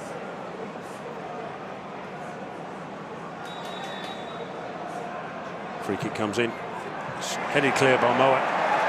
Bell underneath this. Will knock it right, but that'll be the half. For Charlton having weathered not much of a storm, because there hasn't been one really. It's been all huff and puff for most of this game. The Addicts succumb though just before half-time to that Campbell header from the corner. And it's given the home side a lead and a lift that neither side really deserved, to be fair, in that first half. But it is the home side that go in 1-0 up, and Charlton will have to battle back into this game in the second half. And your final thoughts, Steve Brown, before I hand over to Charlotte Richardson to introduce what's happening at the half-time here on Charlton TV. Yeah, look, we certainly have not done anywhere near enough to threaten the West Bromwich Albion goal. We've been really poor as an attacking side in this match. The best player on the pitch by some distance is the left side of Johnson. He's looked a threat. They've had balls into our box. We've just seen a goal conceded with a free header at the far post. We saw a volley from Taylor no more than 10 yards out. No one really got on top of him. And the problem you have is we're defended in so many numbers that no one's really thinking it's their responsibility, that somebody else will do it. And that's the problem when you're safety behind the ball in numbers. We're too deep at times, but we have soaked up the pressure. We have defended relatively well. But the danger to the performance that you've seen is when you go behind. We cannot now come out and play the same way. Changes will have to be made at some point, if they're early or at half-time. We don't have the ability at the moment, as far as I can see, to play through midfield at all. So it's long to the front too, and if we win the knockdowns, great, but we haven't won the knockdowns. So we've ended up not getting our back line up, we've ended up getting trapped in our own half, soaking up the pressure. But if there was going to be a goal, it was going to go to West Bromwich Albion in that first 45 minutes, and they've managed to do it. This is a side, by the way, that scores less than a goal a game and hasn't scored in 4. You know, and it looked like that to me. And we've unfortunately undone ourselves here with a free header at the far post. A sloppy moment, Brownie, in additional time of an opening 45 that, as we suspected, didn't have a lot in the way of clear attacking play. We can see Tyrese Campbell, of all the substitutes, doing a bit of one-on-one warm-up. I imagine that we're going to see him reintroduced. Brownie, we know that it's a learning curve in the Championship. We've had a few first halves in particular like that, when there is a real lack of any creation of chances, touches in the box. Is it a lack of composure? Is it a lack of quality? Is it a combination of both? It's not a lack of composure. Or, you know, they're feeding on scraps, the front two. So even when Marley's Burn flicks a ball on or Dykes flicks a ball on, they've not read each other's flicks and it's just gone through. When Dykes chests it back to Carey, he runs into the centre half. There's a lack of quality, there's a lack of cohesion. If you're just going to go up and back, then you have to support that ball up. And if it comes back into Carey, there has to be support to that, either in the form of width in Clark and Chambers, or Doherty. Cody won't come up. And that's one of the issues with playing Connor Cody. He's great, sat in front of the back line, but he's not going to venture too far forward. Can Doherty be that guy that gets from next to Cody up to Sonny Carey, and they have that 1 or 2 passes in the opponent's half to allow us to go from that defensive shape, which we get stuck in, into an attacking shape? The answer in that first half is absolutely not. It's gone up, it's come back, we've lost possession. Therefore, if I'm in a back line, I'm not really pushing up 10, 15 yards if I don't think we're going to retain possession in the other half, because I'm scared that I'm going to get done over the top once the ball turns over. So we've got ourselves in a bit of a pickle. We've got ourselves in a rut in terms of we'll defend this because we're not going to concede. Well, we have conceded, and that compounds the performance.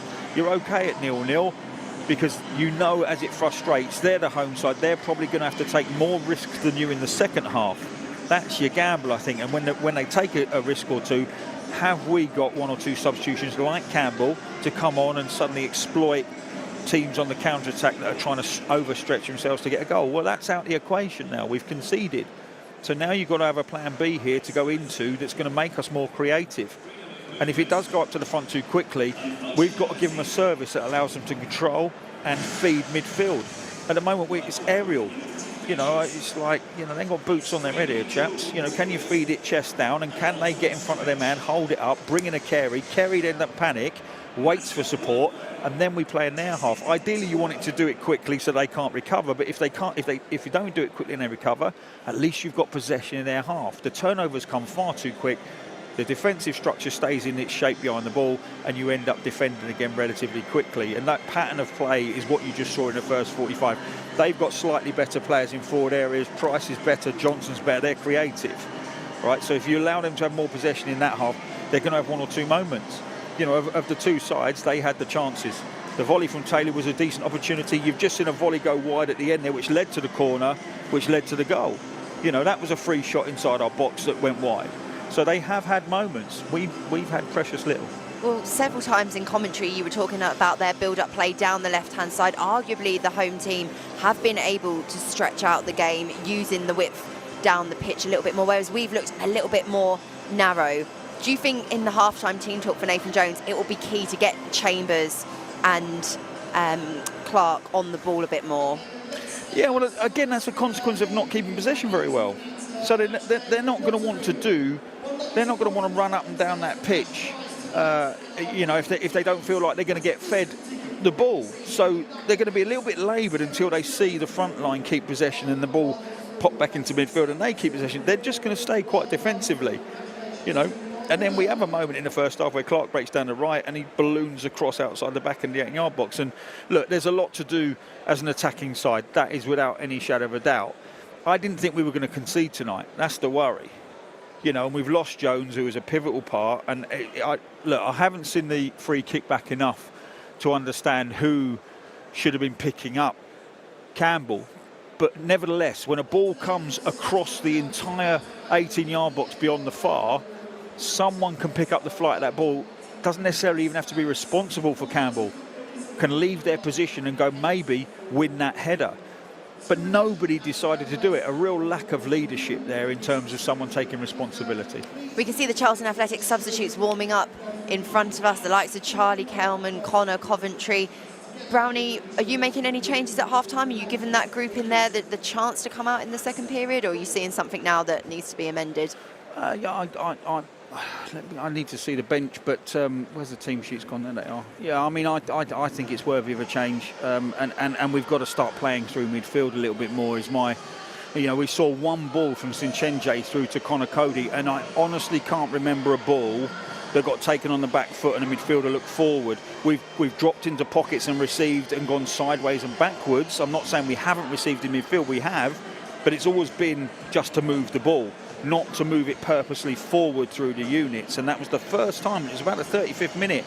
Sinchenje with a really good ball into Cody, back foot taken. He went out to Clark and we won a free kick. But I don't recall it going into Carey first time from anyone in between the lines taking a back foot touch. If it goes to Carey, it's generally up to the front two and back. So we don't manoeuvre the ball through midfield well enough. What Nathan's got to decide is what we want to be second half. You know, because does he want to have two wingers around that front two? Do we go into a back four and he has actually wide players in Campbell and he picks someone to go out on the left who then can actually deliver balls into the box for the front two, you know, and we try and build up play a little bit better. Look, I don't. You ask me these questions and I can only give on what I've seen in the first 45, but I don't see what he does during the week or from Saturday to tonight. I don't know what they've worked on. I don't know what the plan B would be.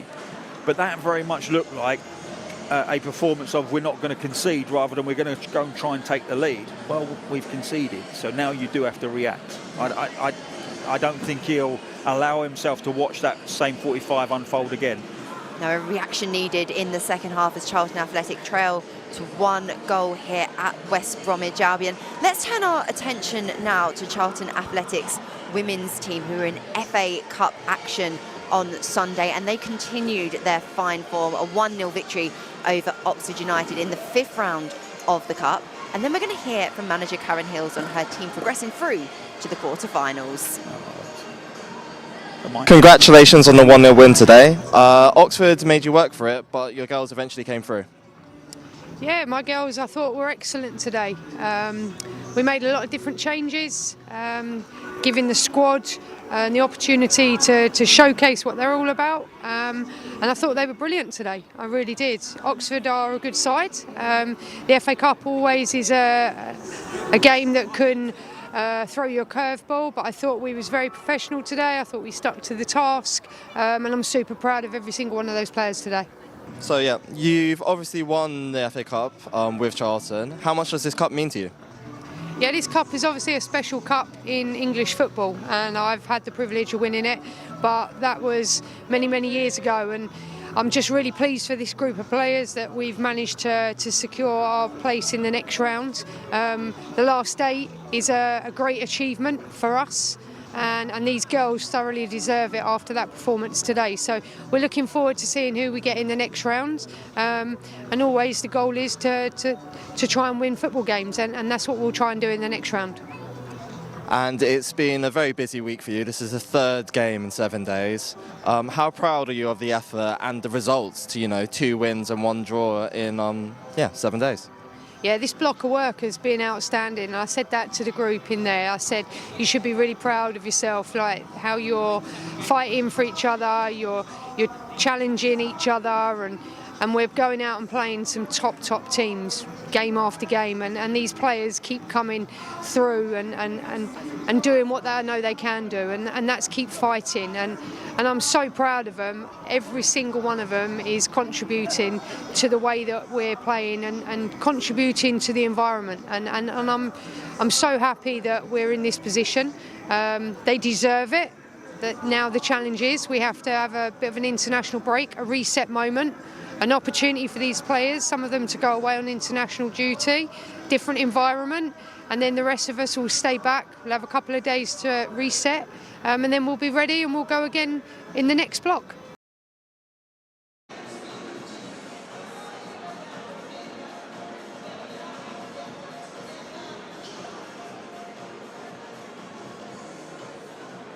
A solid performance on the road from Karen Hills' side. Reward is a home draw against WSL outfit Liverpool in the quarterfinals of the Adobe FA Cup. There will be more details to follow on in due course, but a very exciting tie to look forward to. Here at the Hawthorns, it's West Bromwich Albion 1, Charlton Athletic. Neil will be bringing you all of the action second half soon. Do join us then.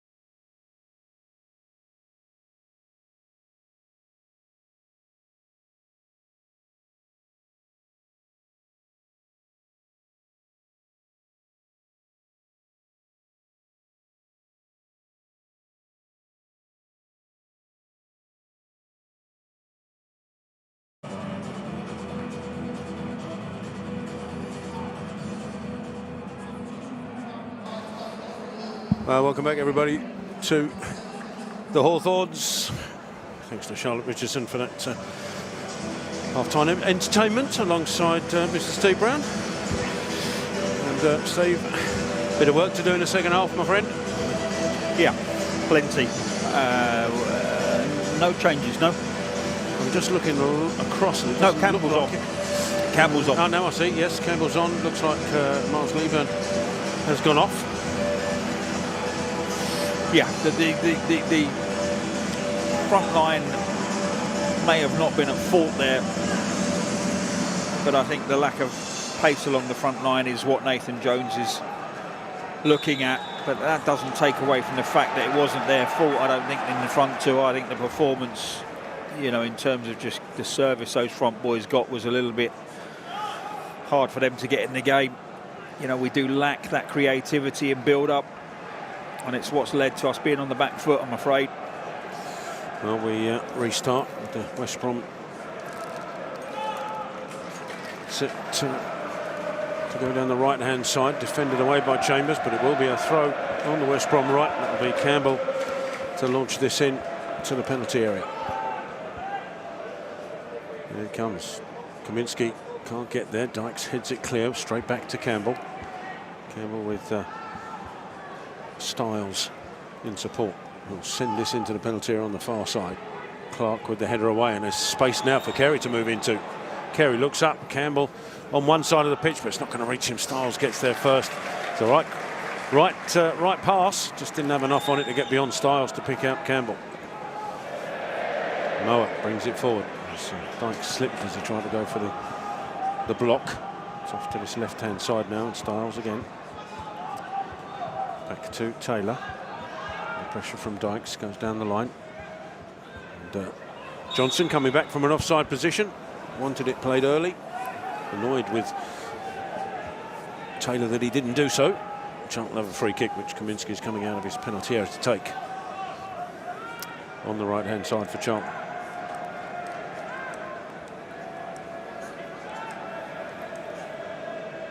Sends it forward.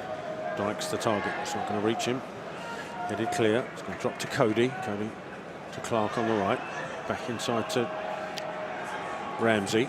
Across to Bell in the central position. Bell. Campbell to his left.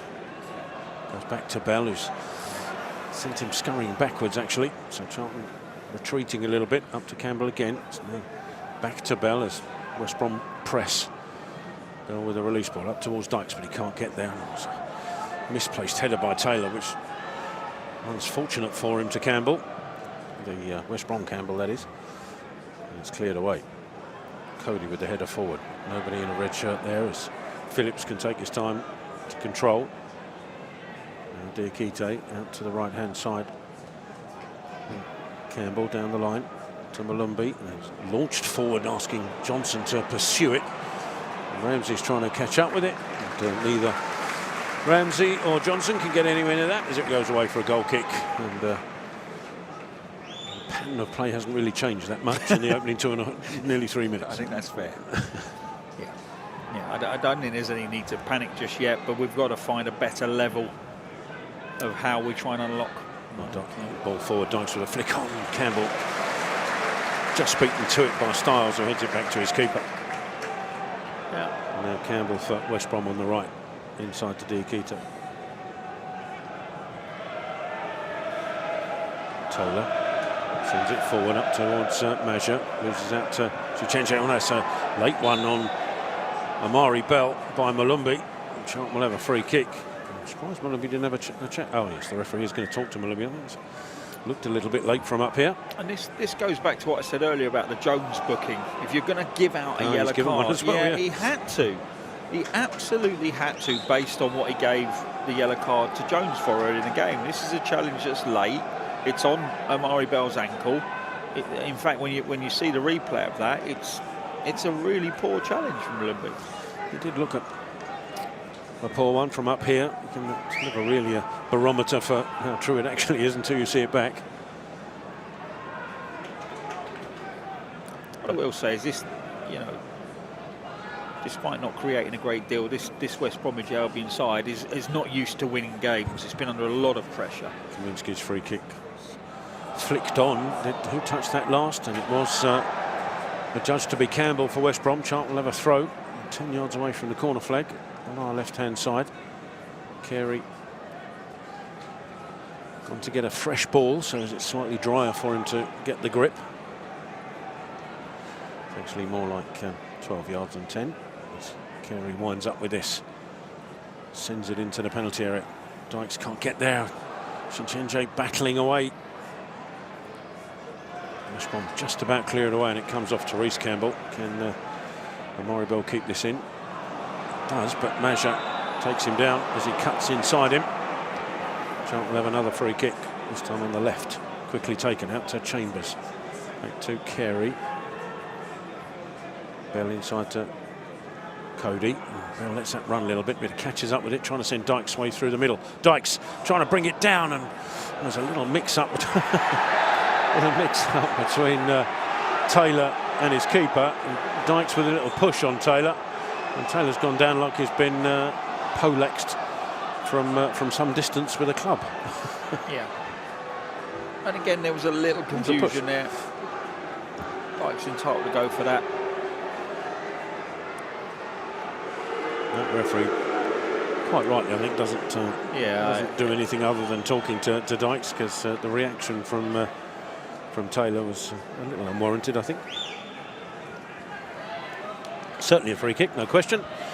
Certainly wasn't there either. It was on the edge of the 6-yard box, and the keeper's allowed to take it on the edge of the penalty area.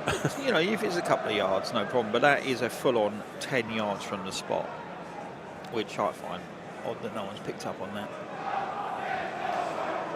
O'Leary with the kick down the Charlton left. West Brom right. Maja will battle. Shinchenje underneath it, and in the header clearance is headed back into the Charlton penalty area. Unfortunately, Kaminski alert to that. Comes out of his 6-yard box to grab it and rolls it out to Bell. Forward to Reece Campbell. It will touch back to Doherty, but it doesn't find him. West Brom have possession back. Maja with a touch right to Price. Maja will find it again in the penalty area. Oh, and his shot goes just wide. And that's an opportunity of Charlton's making. Misplaced pass back from Campbell, looking for Doherty, and straight to the West Brom player. Yeah. And Maja will probably feel he should have done better there. Yeah, it should be 2. That's actually a good move from West Bromwich Albion once they got the turnover. Again, I'm not sure we should be bowling out to the centre half, who's got 3 West Bromwich Albion players in front of him. 1 inside, 1 outside, 1 in front. We force the ball into Campbell, who's coming off straight. His first touch has to be back towards goal. That gets nicked. You're inviting those kinds of moments if you're going to play out like that. Well, Bell will be penalised for the foul on Maja, I think. But West Brom still have possession, so it's play on. Diakite out to the right-hand side, and Price. And a ball back to Mowat, who tried to find Campbell. It's gone behind him and out for a throw. And will the referee take any further action on Amari Bell? He might have got away with this. And I think he has. Because it looked like he was going to head for his cards, the referee again. But Amari Bell survives.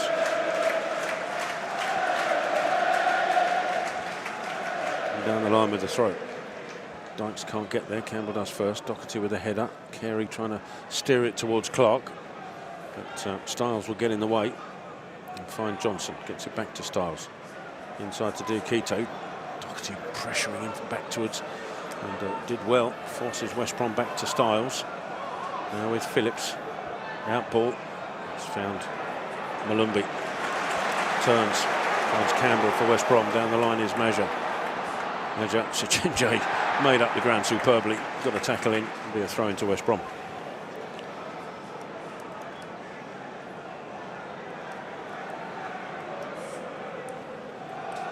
Campbell with it on the right-hand side, just beyond halfway inside the Charlton half. Throws it in towards Price. Like a hint of a handball there, but nothing given. It's out to Johnson. Johnson with Styles overlapping, cuts inside. Still Johnson across the penalty area into the right-hand side. Ball across, deflected off of Doherty, and it's away for a corner. Yeah, they've got to start actually impacting the opponent. That's a throw-in on the right. that's gone in hip height, been allowed to be controlled. 2 touches later, switch across play.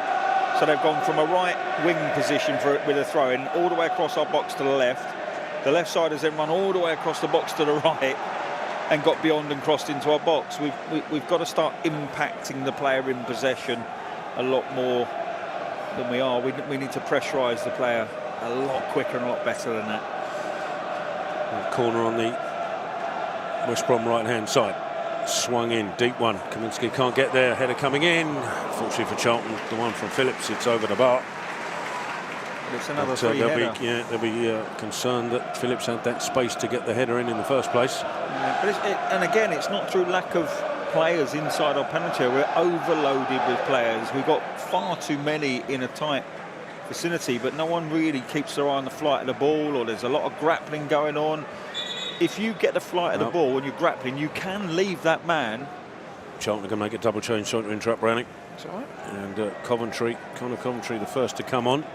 He's coming on for Connor Cody. And then also coming on will be Jaden Fevrier. Just looking to see who's making weight. And it's looking Luke Chambers. Luke Chambers? Coming off. Must have anticipated it because he'd moved across.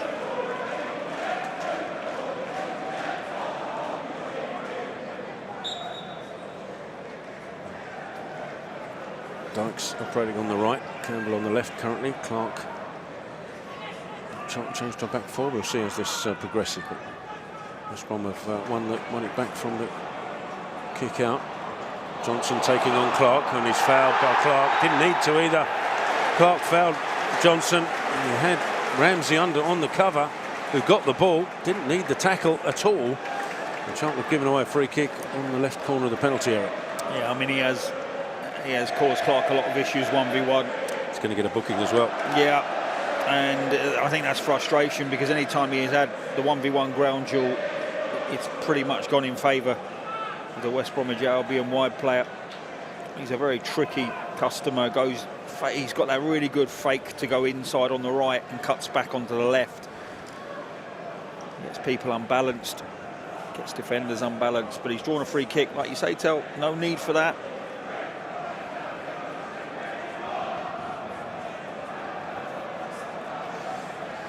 Mowat and Johnson still out there for this free kick. It's about 2 or 3 yards to the left of the corner of the left edge of the penalty area.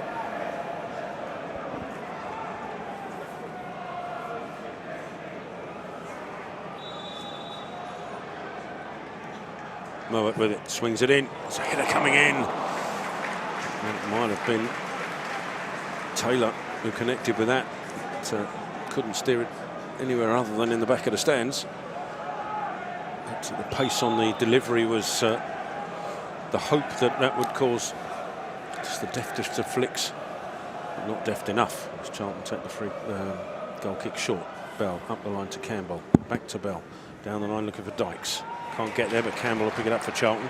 Was he fouled? Yes, he was. I'm sure that was his opposite number, or that was Diakite. They both were there. Who actually made the final collision? I'm not sure. I think it might have been Diakite. Charlton have a free kick, again quickly taken backwards to Chenje, out to Ramsey. Clark further right, and ahead of him is Fevrier. Can't get there though. Interception from Taylor. Out for a throw in to Charlton, halfway inside the Addicks half on the right. Clark with it.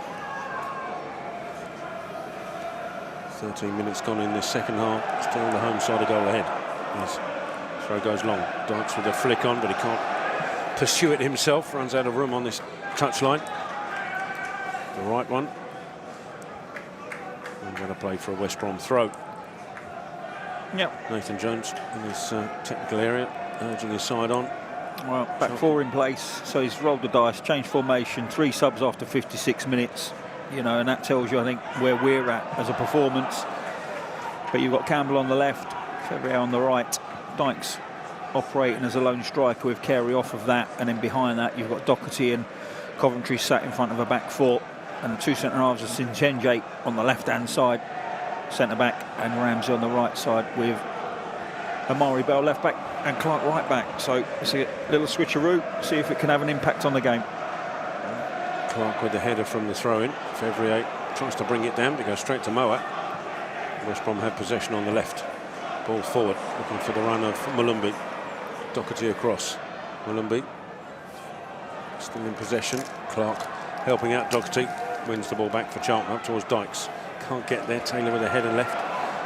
And Campbell for West Brom goes back to his keeper. Ball out to Taylor. Taylor down the line. Clark gets ahead to it, and Fevrier touch inside to Coventry. It's a lot to do, and Coventry did well to eventually slide in to get there. Goes back to Kaminski. Ball forward. Can Fevrier put any pressure on O'Leary? No. Runs through to the West Brom keeper. Under no pressure, goes right. There was zero atmosphere in this ground at the start of the game. Absolutely none. Ball forward is dealt with by Ramsey. Attempted flick on from Price, didn't work. Clearance headed by Campbell out for a Charlton throw. It's George Campbell, that is. It's going to be really confusing. You've got Campbell on Campbell out there on the left. The Charlton left, that is. Not confusing for us, but certainly confusing for anybody listening and not watching. But Bell with the throw. Down the line it goes. Dykes, little chest control to Kerry. Trying to go back to Dykes, but it goes straight to Campbell. Excuse me, goes back to his keeper. O'Leary long. Measure with the flick on. Inside to Price. Little tee up to Johnson. Johnson with Moat overlapping. Gets it on his right foot. Back out to Price. Takes the shot.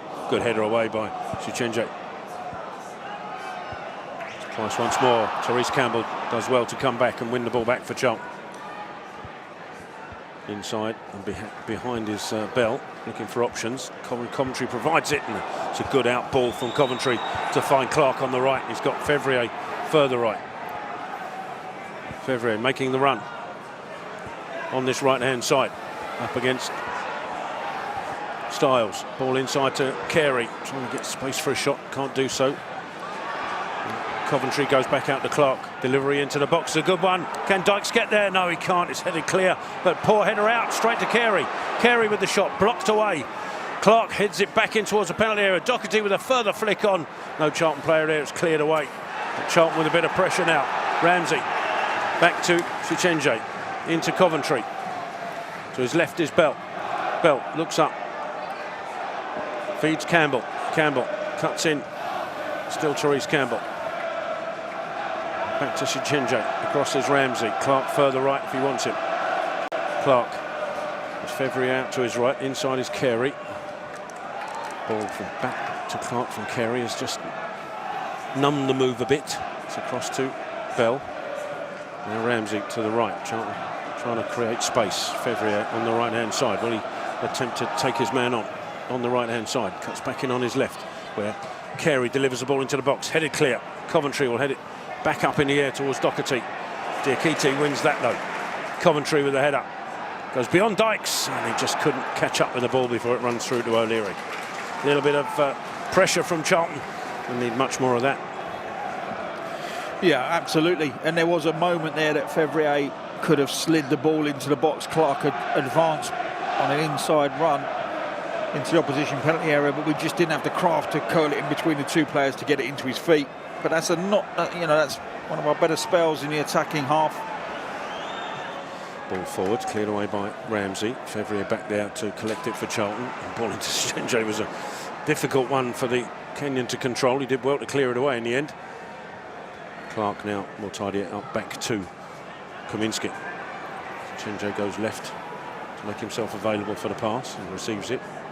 Bell further left. Brings it forward. Mario Bell looking for options. None immediately available as West Brom drop deep. Try and stop Charlton playing through. And Suchenje tries to just force the issue. Drills it forward, but nobody's there. It's run straight to O'Leary in the West Brom penalty area. Yeah, he goes for a lot of power when he hits that driven ball, and actually the ball was from left-sided centre-half to right back. Clark had advanced forward, wasn't tracked by Johnson, and a little drive, a little sort of drifted drive out towards the right back spot was the ball. But when he winds up Suchenje for a long ball, he goes for full power. Just concentrate on the technique for now. Well, West Brom going to make a change as Coventry adjust to have fouled Malumbi. So West Brom will have a free kick. Coming on will be Hegabo. Going off will be Maja. Yeah, Hegabo, the leading scorer for West Brom with 9 I was surprised goals. when he was left out, actually.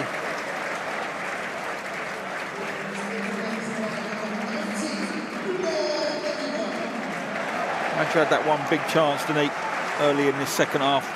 Great first touch that opened up the shot to the far post, and he just fluffed his lines with the left foot, and it just disappeared past Kaminski's right-hand post. Hegabo, like you say, top scorer with 8 goals in the league, 3 assists. He's got 9 in total, 8 in the league, 1 in the cup. So certainly knows what a goal is, and Charlton will have something else to concern themselves with as they try to get back into this game as West Brom build up down the right-hand side after the free kick. Oh, and Chichenjo's just taken out.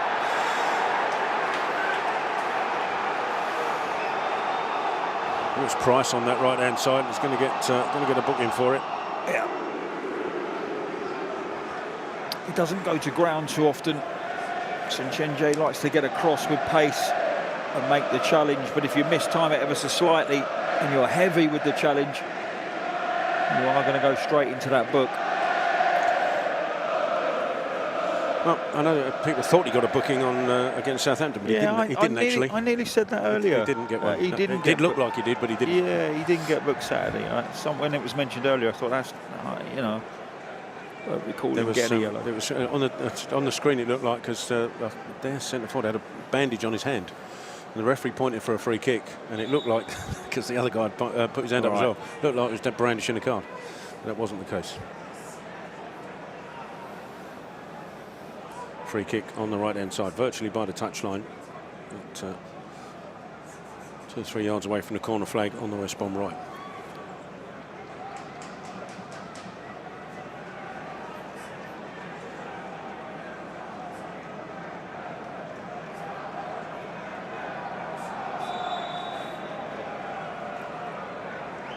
Looks like it's Moet with it.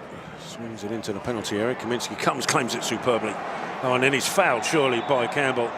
And why is that not a booking? Because that stopped an attack from Charlton as Fevrier was sprinting away on the right-hand side.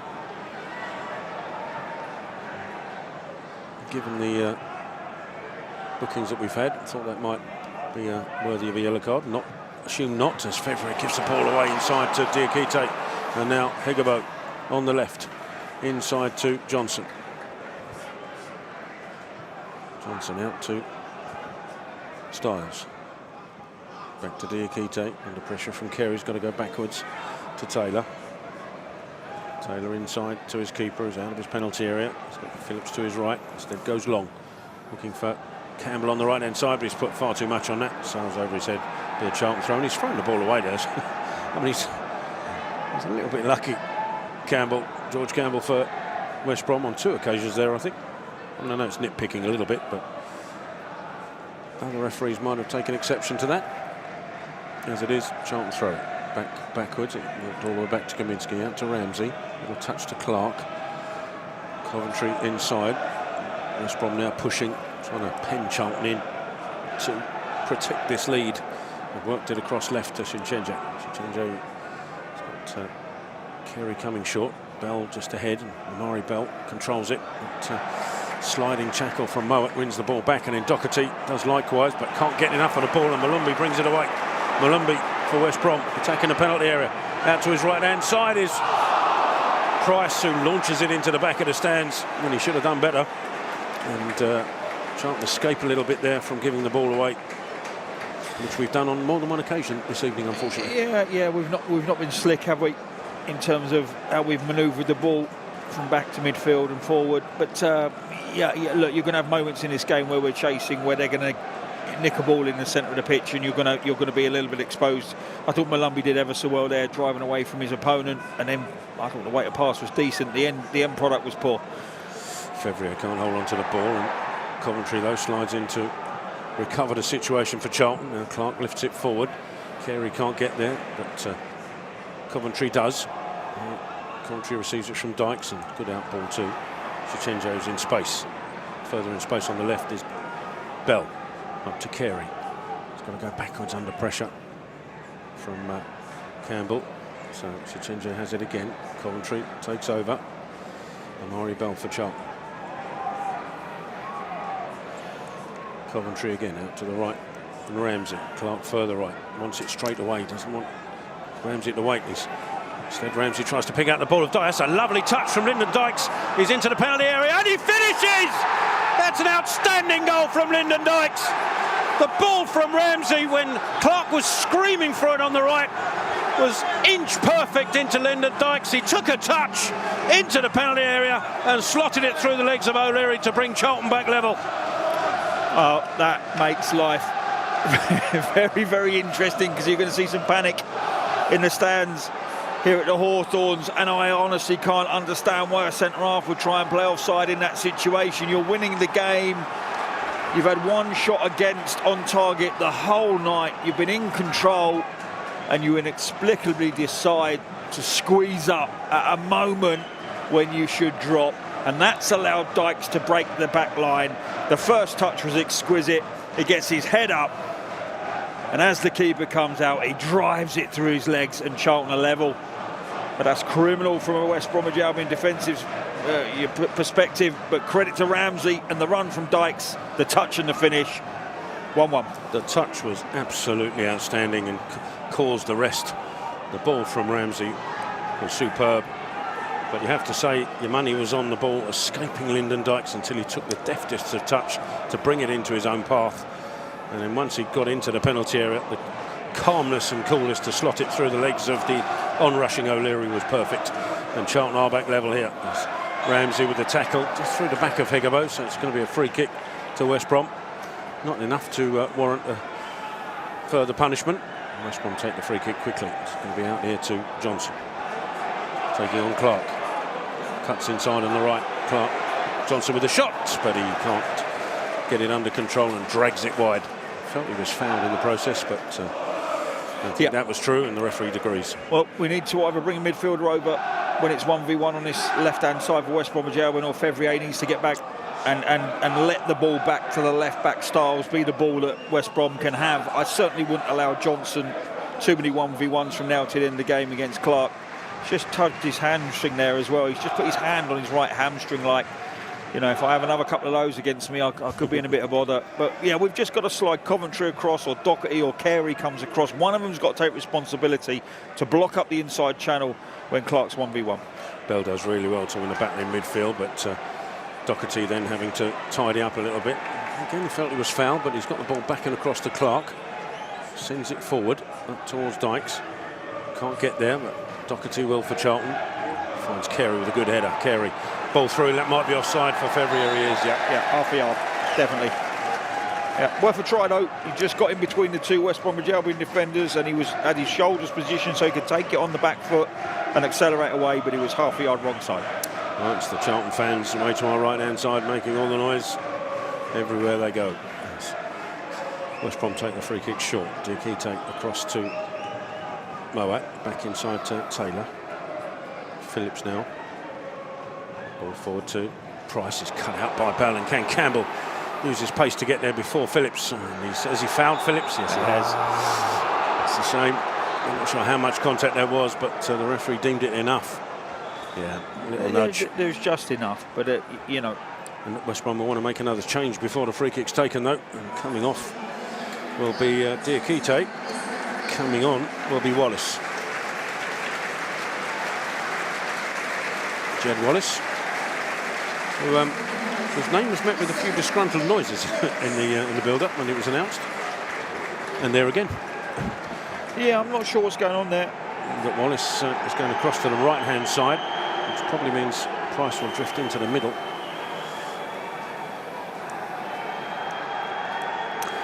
Yeah, I mean, I'd imagine that sent the home fans into a bit of a spin. They look comfortable, now they're level, and they're not used to winning games. That was an elbow, wasn't it? Well, the referee says play on. It was Higabo with the challenge. That's a good tackle from Coventry, and he's won the ball back and then gets pulled back as he tried to run away. Outstanding work from Connor Coventry. Yeah, I'd like to see that again. Yeah, it looked like an arm across the cheekbone of Bell. He didn't make a fuss about it, to be fair to him. He just got on. Charlton free kick, left edge of the penalty area. Only a few yards away from the goal line. So Kaminsky instead rolls it out to Bell. He's immediately under pressure from Substitute Wallace, and puts the ball out of play for a Charlton throw. He's going to have to go down the line, I think, here. The referee just wants him to A, hurry up, and B, not go any further. So he throws it into Dykes. The ball inside, looking for Coventry. Does well to catch up with it, but the ball forward is far too far ahead of Campbell. Just wish he couldn't do anything else with that ball. So as it drops to him, and you can see him under pressure from behind him, he's only going to volley that ball forward. And I wish we just anticipated and were starting to go as he was ready to volley. Walk back to Taylor, forward to Hegeboat. Little touch has been picked off by Carey, who's ball back. It's going to have to be dealt with here by Bell under pressure from Wallace. Gets it back to Kaminsky. Just about scramble it forward up towards Therese Campbell, who's fouled by his namesake, George. It'll be a Charlton free kick. He's kicked the ball away again. He's certainly running a tightrope, is George Campbell. Just wonder if there's a call for Berry coming on in that Carey role. I know you lose the raw aggression and pace. It's another block off again by Campbell on Therese Campbell. This time the referee deems it okay. So he's running a tightrope as the West Brom right back. He's worked the ball back to O'Leary. Out to the right is Phillips. Malumbi very deep to pick this up. Now to Campbell. Back inside to Phillips. To O'Leary outside of his penalty area to guide it across to Taylor. 76 minutes gone here at the Hawthorns. 1-1 is the score. Taylor for West Brom launches it forward, looking for the run on this left-hand side of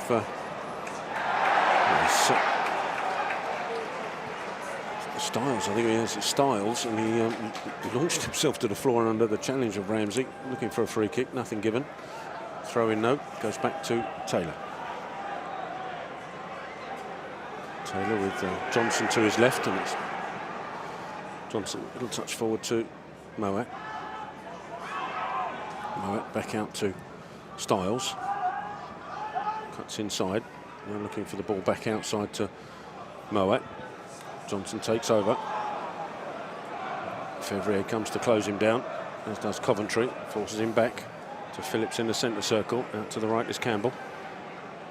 To his right is Wallace. Ball forward, looking for Hegebout. That's a good sliding challenge from Chichenje, but it's run Campbell's way back out to Wallace, who's offside on the right-hand side, and that won't please the locals because he's looking right across the line.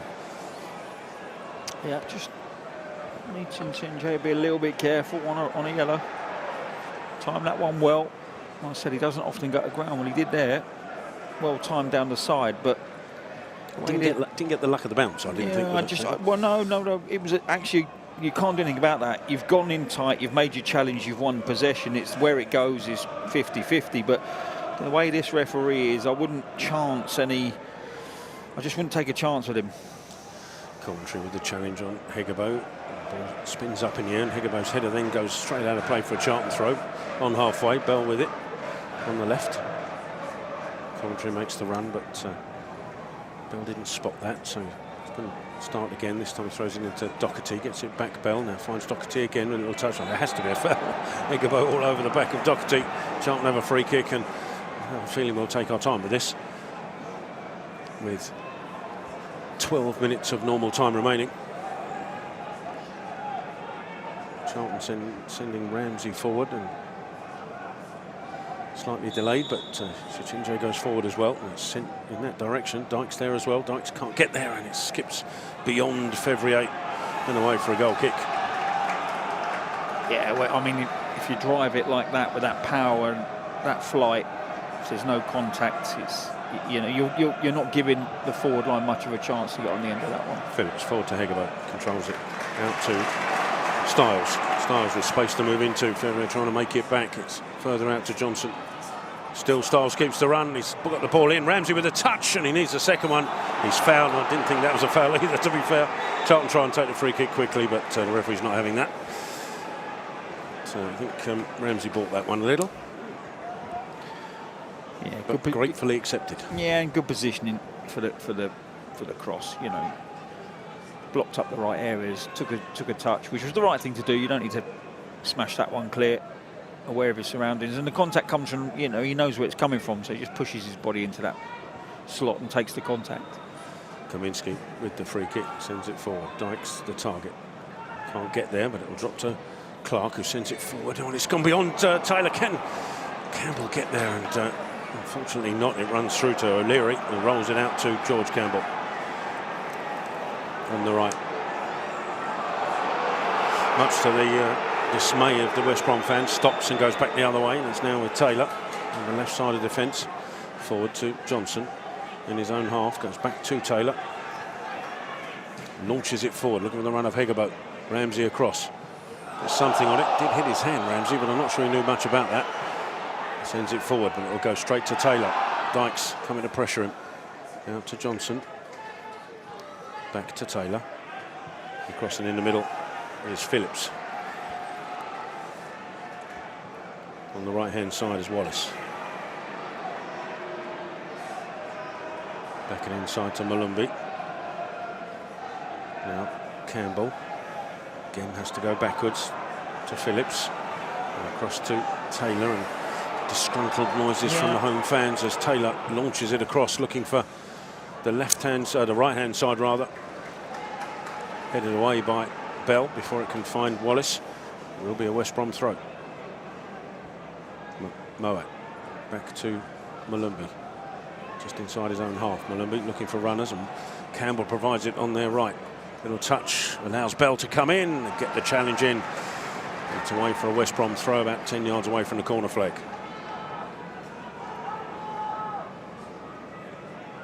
It's going to be a long throw from George Campbell on the West Brom right.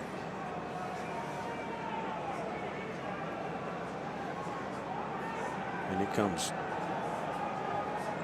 Well met by Dykes. It's headed back in, and then it's Coventry with a header away. West Brom still have possession. Wallace can't find Johnson. Fevrier with the interception, but he can't control the ball. West Brom have it back with Styles in the centre circle. Out to the right hand side is Campbell. First time ball back to Moet. Malumbi available to the left side of the centre circle now. His ball forward. It's well cut out by Ramsey, and he finds Carey with the ball. Carey with Campbell on the left. Campbell with space to move into. Therese Campbell cuts inside on his right foot. Will he take the shot? There's a sliding challenge coming in. Campbell touch to Carey, back out to Amari Bell. Still Campbell available on the left. Therese Campbell, ball into the box, cleared away by Phillips, and then Hegabo with a header back, just about finds Malumbi. Finds Hegabo again. This time Doherty snapping in his heels, but he finds Johnson. Ball across to Moet, and now's Hegabo. That's great work from Clark to come back to tidy that up. Actually, it was Wallace, not Hegabo, and that's a good ball out to Campbell on the left-hand side. Campbell, can he skip past his man once? Yes. Can he do the second one? Yes. And the third. Still Therese Campbell releases Clark on the right-hand side. Fevrier further right. Clark again, Doherty inside him. Clark out to Fevrier. Charlton just stall a little bit because the players available, and there's one in Amari Bell, free on the left-hand side. Clark picking him out. Bell finds Campbell on the left, cuts inside, but nowhere to go with three West Brom players around him. Now Coventry, ball forward to Carey, gives it back to Connor Coventry. Ramsey available to his right. Everybody encamped in the West Brom half. Back to Carey. Carey, Clark needs to go on the overlap here, and he is. Clark thought about an instant cross, gives it back to Carey, who does cross it in, takes a huge deflection. Clark can get on the end of it. Oh, it's a heavy touch. That's unfortunate. Heavy touch takes the ball away and out for a goal kick, and there's double change coming from the home side. Price is a player coming off. Coming on will be Jimo Aloba.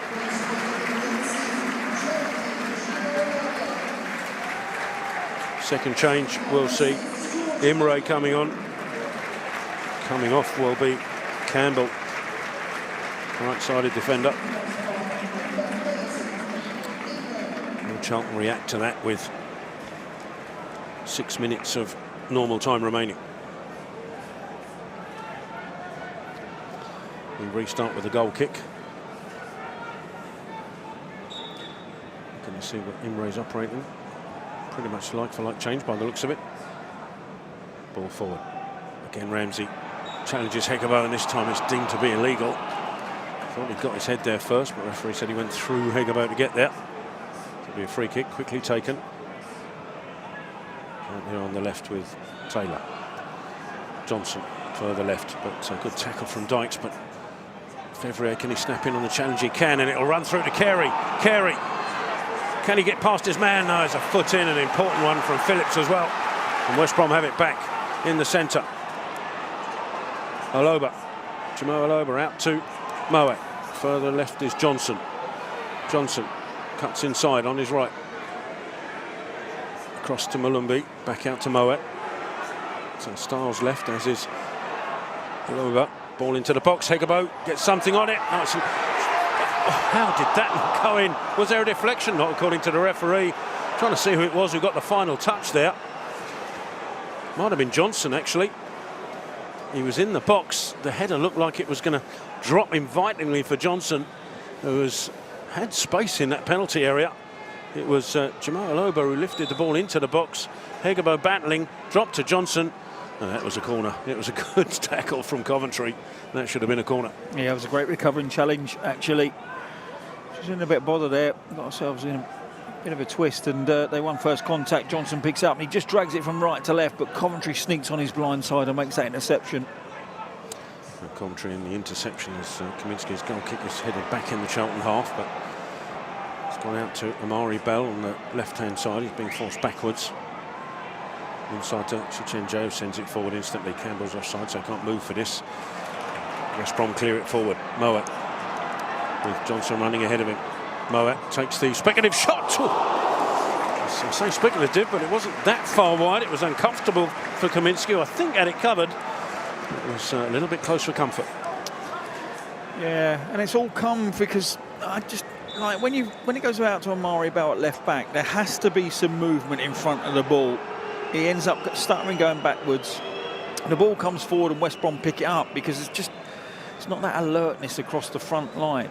But, you know, that should never go in. It was a speculative shot from a long way out, but it had Kaminski scrambling. But we've just got to be a little bit more alert, I think, when we're in our back line or our midfield's in possession. Can we offer a bit more in front of the ball? Well, Kaminski's goal kick was headed sent clear by Phillips, but Doherty picked that up for Charlton. Now Carey out to the right-hand side and Fevrier. Trying to go past his man, but it's going to be a Charlton throw. Styles trying to convince the official on the right-hand side that Fevrier got the last touch, but I don't think anybody was convinced. Clark with the throw.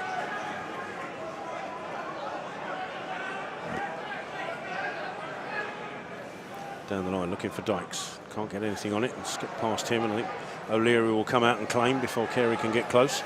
Rolls it out now to Phillips. There's an urgency about the home side. Phillips to his right-hand side, and Wallace down the line. Across comes Bell. He's trying to shield this out, Bell, and that might not work. And he just about gets away with bringing it away, with Wallace hounding him down.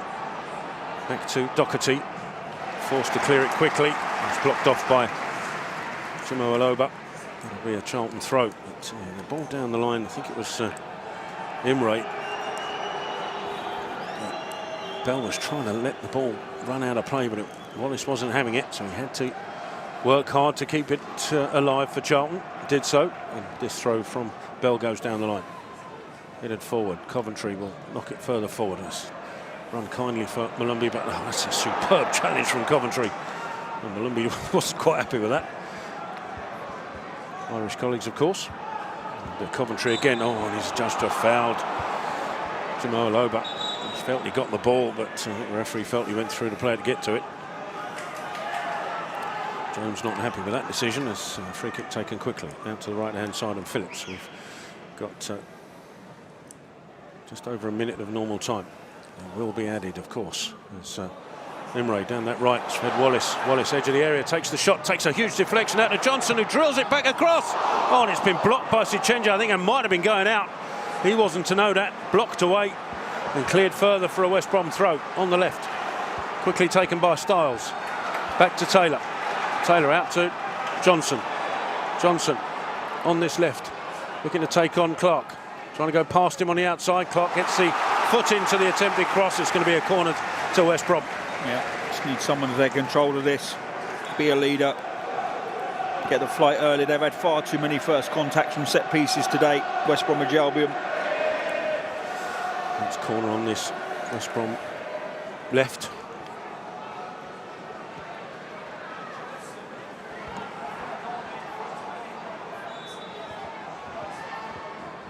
Sent in low, headed away by Fevrier. Carries superbly to get there. So does Jobo. And then Ramsey clears it forward. There's a foot race here, which Styles is going to catch up with, but he's going to have to deal with this. And he just allows the ball to run to his head. 4 minutes of added time here at the Hawthorns as Moet picks it up for West Brom. Back to Jimo Aloba. He goes back to his keeper. Under pressure from Dykes, drills it forward, but that might go all the way through to Kaminsky. It does so by way of Shinja just letting it run. Kaminsky thought about throwing it out, but now has thought better of it because Johnson was hovering for that. Up it goes in the air. Dykes will battle for this. Can't get there. Phillips with a Taylor with the header up in the air. Doherty with the challenge, and then it's levered forward by Wallace. Shinja gets in a little bit of a muddle. Will be able to clear this forward, though, and does so. Clark helps it on to Fevrier. Lovely touch inside to Dykes. Dykes back out to Fevrier. Trying to turn his man down the line. There's a foot in from Styles. There'll be a Charlton throw. Yeah, it's a shame Dykes didn't turn. Yeah, I was thinking that myself. Yeah, Sinchenjo's played the ball down the line. Lovely little flick inside to Dykes. And if he takes it on the back foot, he's got acres to turn. We've got a switcher play to Bell or to Campbell on the opposite side of the pitch. And he comes back from where the ball's come from, which favours West Brom because that's where their pressure is. Throw in looking for Dykes, but cleared away first by Stars and then by Johnson. To change his head up and drift out of play on this West Brom left. Halfway inside their own half, Stars goes backwards to Taylor. Across to Phillips. Phillips brings it forward. Dykes pursuing him. Ball out to Imre. Imre looking for Wallace into the area. Sichenje comes across. That's an important challenge. It's a corner. Sichenje did superbly well to come across as Wallace took a touch. Got enough on it to put it away for a corner, and Charlton are going to make a change and bring on Gillespie here for the final minutes and take off Sonny Carey. Yeah, it's not been one of Sonny's better games. He's been in a couple of good positions second half, not made the most of them, but that was an excellent interception from Sinchenje, and that's where he shows that turn of pace across the box to shut that one off, because that's awful communication from Bell and Campbell. They got muddled up on who was taking who. The runner off the shoulder gets in, and actually Sinchenje makes up ground very, very well. Doesn't dive in, which could have been the case. Just makes a great little block. Well, gets getting near the end because all the stewards are coming away from their positions to take up protective positions in between the spectators and the pitch. Yes, West Brom have this corner on the right-hand side.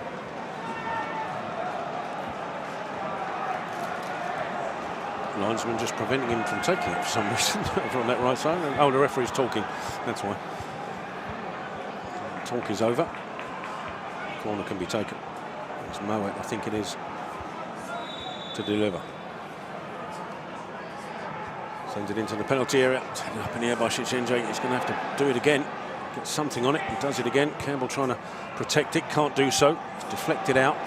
It'll be Moet. Right side of the penalty area. Lifts the ball in. Headed up in the air by Doherty. It's going to drop to a West Brom player. That was Jimo Aloba with the shot on the full, inches wide of the left Kaminsky's left-hand post. Yeah, and we do this a lot. We drop so deep as a back line and the midfield drops in front of it. It leaves acres on the edge. Kaminsky's got no chance, doesn't even move, flat-footed. Volleys struck very well from Jimo Aloba, and it just skids wide of Kaminsky's left-hand post, and even if he'd got across to it, if it was inside his left, it's in. But I don't like how much space there is from that midfield drop to the edge of the box. It seems too big to me. We're into the dying moments of this game as Kaminsky prepares to take this goal kick. Sends it forward. Dykes Will look to get something on it. Can't. Dropping ball. Coventry clears it away. West Brom will have a throw. Just inside their own half. Styles goes back to Taylor. Under pressure, Taylor lifts it up into the air. Who's going to react first? Amari Bell does really well to get there. Trying to release Campbell, but Imre gets there first. Now Mulumby out to the left and Taylor, urging him to go forward. And does so up towards Higabo. Gets his head there, but that'll do it. Deflect straight to Kaminski.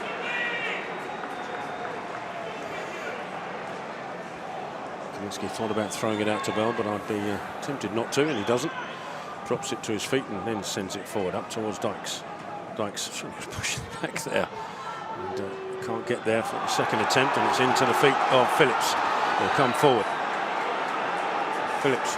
Doherty comes to meet him. Sends the ball left to Johnson. Johnson taking on Clark. Ball into the box. That's a great challenge from Coventry, and that's the end of the game. And that final challenge from Coventry sums up Charlton's battling qualities in this second half that were desperately needed after West Brom took the lead and added time in the first half. One of the few goals they've scored in recent times. And you just thought, would they then go on from that? But Charlton, having made changes at half-time, got back into it on 70 minutes, and a superb ball from Kane Ramsey picked out Lyndon Dykes, who still had work to do, and the control into his own path was sublime, and the finish superb to bring Charlton back level in a game that really was just, I don't know, scrappy is probably the best way I can describe it. It was just a slogfest. Neither side really grabbing hold of the game to take the initiative, and it's ended in a draw here, which I think Charlton will feel is a point earned, much more so than West Brom. Yeah, I think if you take the important things or the positive things out of this game tonight, it's the fact that you couldn't lose here this evening, and for long periods I thought we were going to lose this game. So a little bit of character shown, triple sub, change of formation, paid dividends, but it paid dividends because of one moment. And actually I thought that the ball through from Ramsey, the run from Dykes, the control and the finish was a superb way to get the equaliser. And I think it sums up West Brom really. They've done everything in their power today. They've created opportunities. They've had a couple of big moments in front of goal. They've taken the lead. They've had a big moment early in the second half. They've missed it, and it sums up their season, to be brutally honest. I think if you look at all the statistics for West Brom over the last 4 or 5 games, they pass the ball, they keep the ball, they create opportunities, but they've not got that killer instinct in front of goal, and they needed it tonight. And that left the door ajar for Charlton to get back in it, which they duly did. And I think it was vitally important we didn't lose this one, and we haven't. So there's 2 positives. We've gained a point. We're inching our way to safety. We've kept an opponent down inside or just above the bottom 3. I think Leicester have got a draw as well, but all the other results have gone our way, and we've inched our way a touch closer to championship safety. But it wasn't a particularly good game to watch on the eye, but job done in terms of where we've kept West Bromwich Albion, and another point on the board. Nathan Jones leads his Charlton side across to the travelling Addicts, who have all stayed behind to applaud the team and applaud the point. And outstanding work again from those fans away to our right hand side, making the trip. And the Charlton players now coming off the pitch. Hard night, a point gained. And as Brownie alluded to, yes, Leicester got a point away at Middlesbrough, which probably wasn't on the cards. But elsewhere, Wrexham have beaten Portsmouth 2-1. And at the moment, at least, I think it hasn't finished yet, but Bristol City are currently beating Blackburn. And as it stands, I think Charlton have moved up to 1 place from memory. Moved up to 17th place on 41 points. Yes, they've got a game more than Norwich and Portsmouth, but Charlton moved to 17th place on 41 points, and it puts West Brom 21st on 35 and Leicester 22nd on 34, with Blackburn 20th on 38. So the gap maintained, the gap hasn't reduced, and we move on. So a point gained here at the Hawthorns, and we hope you've enjoyed this Charlton TV production. My thanks to Charlotte Richardson for stepping in pre-match and at half-time. My thanks, of course, to you, Brownie. Always ever. a pleasure. Cheers, Always my a friend. pleasure. And my thanks to Matt on production. And, of course, thanks to you all for watching and listening here on Charlton TV. We hope you've enjoyed it. And look forward to your company again on Saturday as we take on Hollywood. And we take on Wrexham at the Valley. We do hope if you can't make it to the Valley yourself, and you are able to, you join us here on Charlton TV. Production provided, as ever, by NordVPN. And our thanks to them. In the meantime, enjoy the rest of your week, and we look forward to your company at the Valley on Saturday. Take care, everyone. Good night.